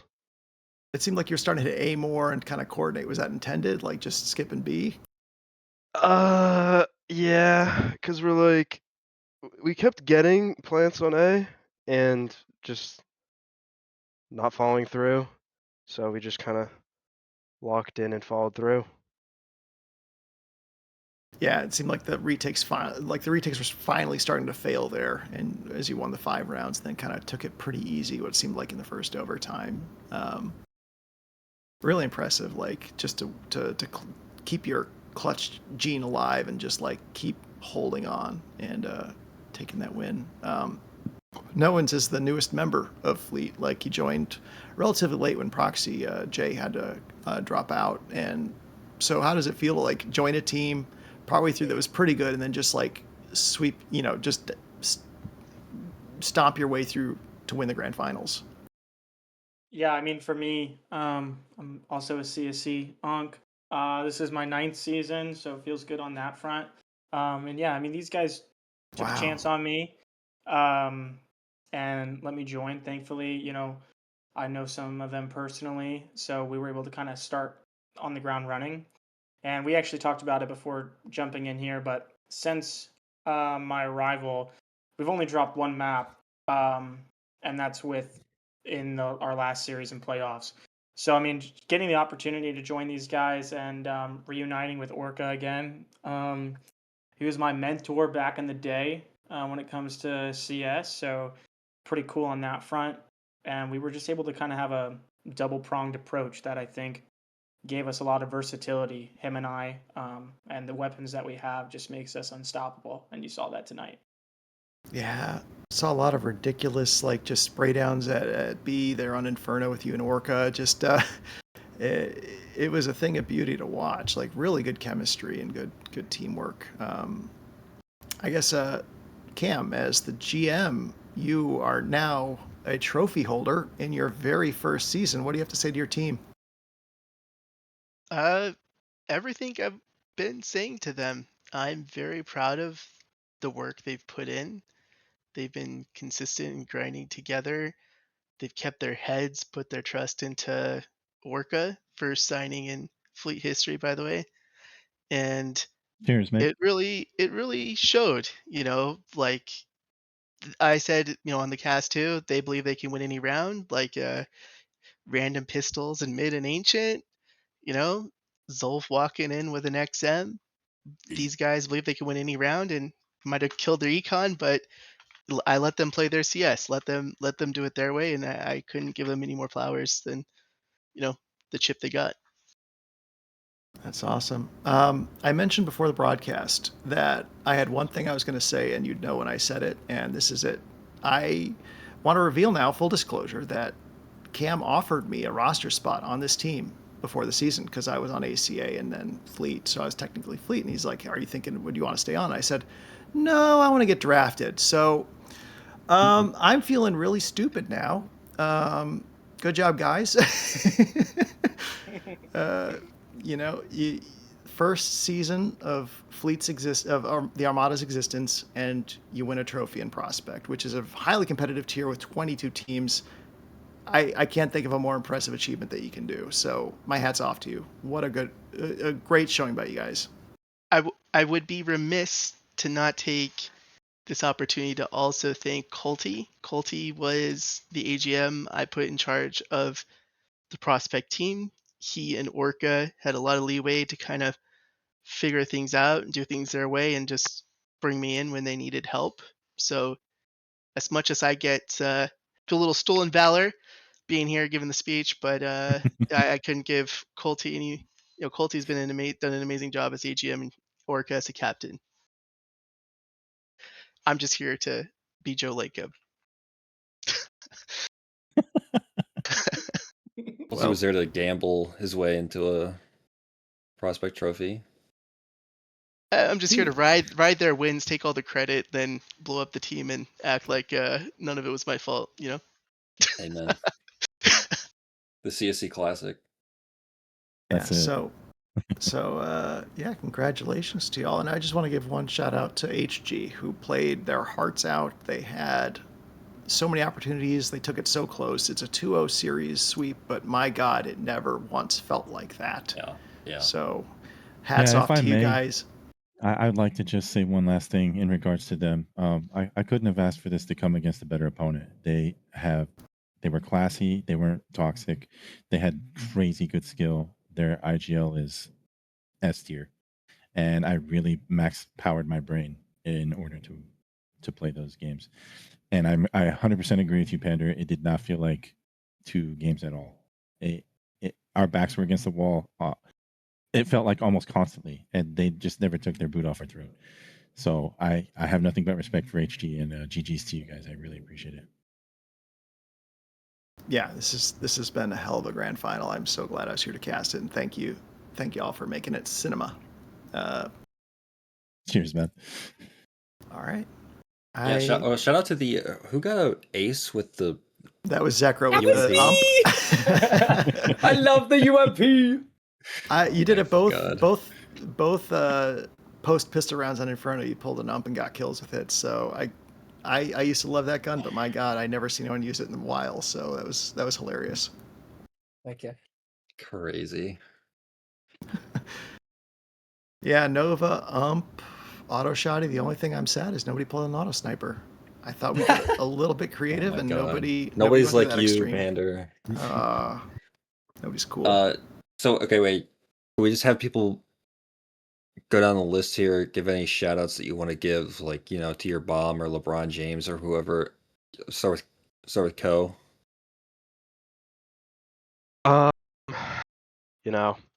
Shout out my mom. You didn't have a speech prepared? It's just an emotional moment for me. And shout out my boy Flood. He's the GOAT. Shout out Sans too. Yeah, shout out Sans one time. No hands. Yeah, shout out Colty and Orca for giving me the opportunity to come in and join the team, and this was my destiny, man. I appreciate these guys pulling me together and taking me along. All right, Zolf, any last words? Well, Orca. Oh yeah, Orca. What's up? Any final thoughts? Any shout outs? Yeah.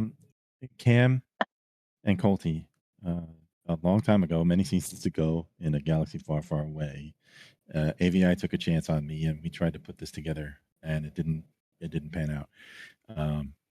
I did not imagine in any scenario it would come to this 3 guys again, and here we are. So I have nothing but respect for Cam for giving me that opportunity. He had no reason to, and he did it anyway. So thank you, Cam. I appreciate you. And thank you, Colty, for trusting me. And thank you to my squad for letting me IGL. I couldn't have done it without you guys trusting me. So thank you. Zolf, you got shout outs? I go live. There's too many names to count in that CSC. But I just want to give a big ass shout out to everyone smiling this season. It's been one of the most fun seasons I've had since season 16. Season fucking 19 was fire too. But I just want to say a big shout out to everyone. Thanks for keeping it a fun league. And I'm looking forward to seeing everyone next season. All right. As admin, I'll start the Zolf fan club. Just keep the ball rolling. Oh, yeah. I want to join it. Everyone does. We'll have Melee nights. We'll have... I miss Melee. winning a trophy nights, I guess. Zekro, All right, you got any Zekro, shout close us outs? out, man. Absolutely. I just want to thank the team. It's been an honor. It's been amazing. This season has honestly been incredible. And also, I want to thank Cam and Colty for drafting me, but especially Colty. I chatted with him after the second match day I played, and that was my worst game I've ever played. I dropped like I think 5 kills. And he was like, just checking in. I really do appreciate that. And after that, it just took off. I'm just really grateful for everyone here. All right. Up. Cool beans. Well, good job, guys. Thank you for coming in, talking to us. You played a hell of 2 maps, like lots of comebacks, some frustration there, dropping a 10-2 lead, but then it's perseverance in overtime, triple overtime. So 12-2 lead. yeah, 12-2 lead. Holy moly. Yeah. Just perseverance in multiple respects. So respect. Thank you. And so thank you everyone who watched. Hopefully had fun tonight. I know I if you're did still calling awake. it. Thank you to Cam and Ruby for joining me and yapping all game long. And thank you for fishiness for casting it. We couldn't have done it without you. So thank you, folks. Have a good night, and we'll see you again in season 21. Let's make it even better.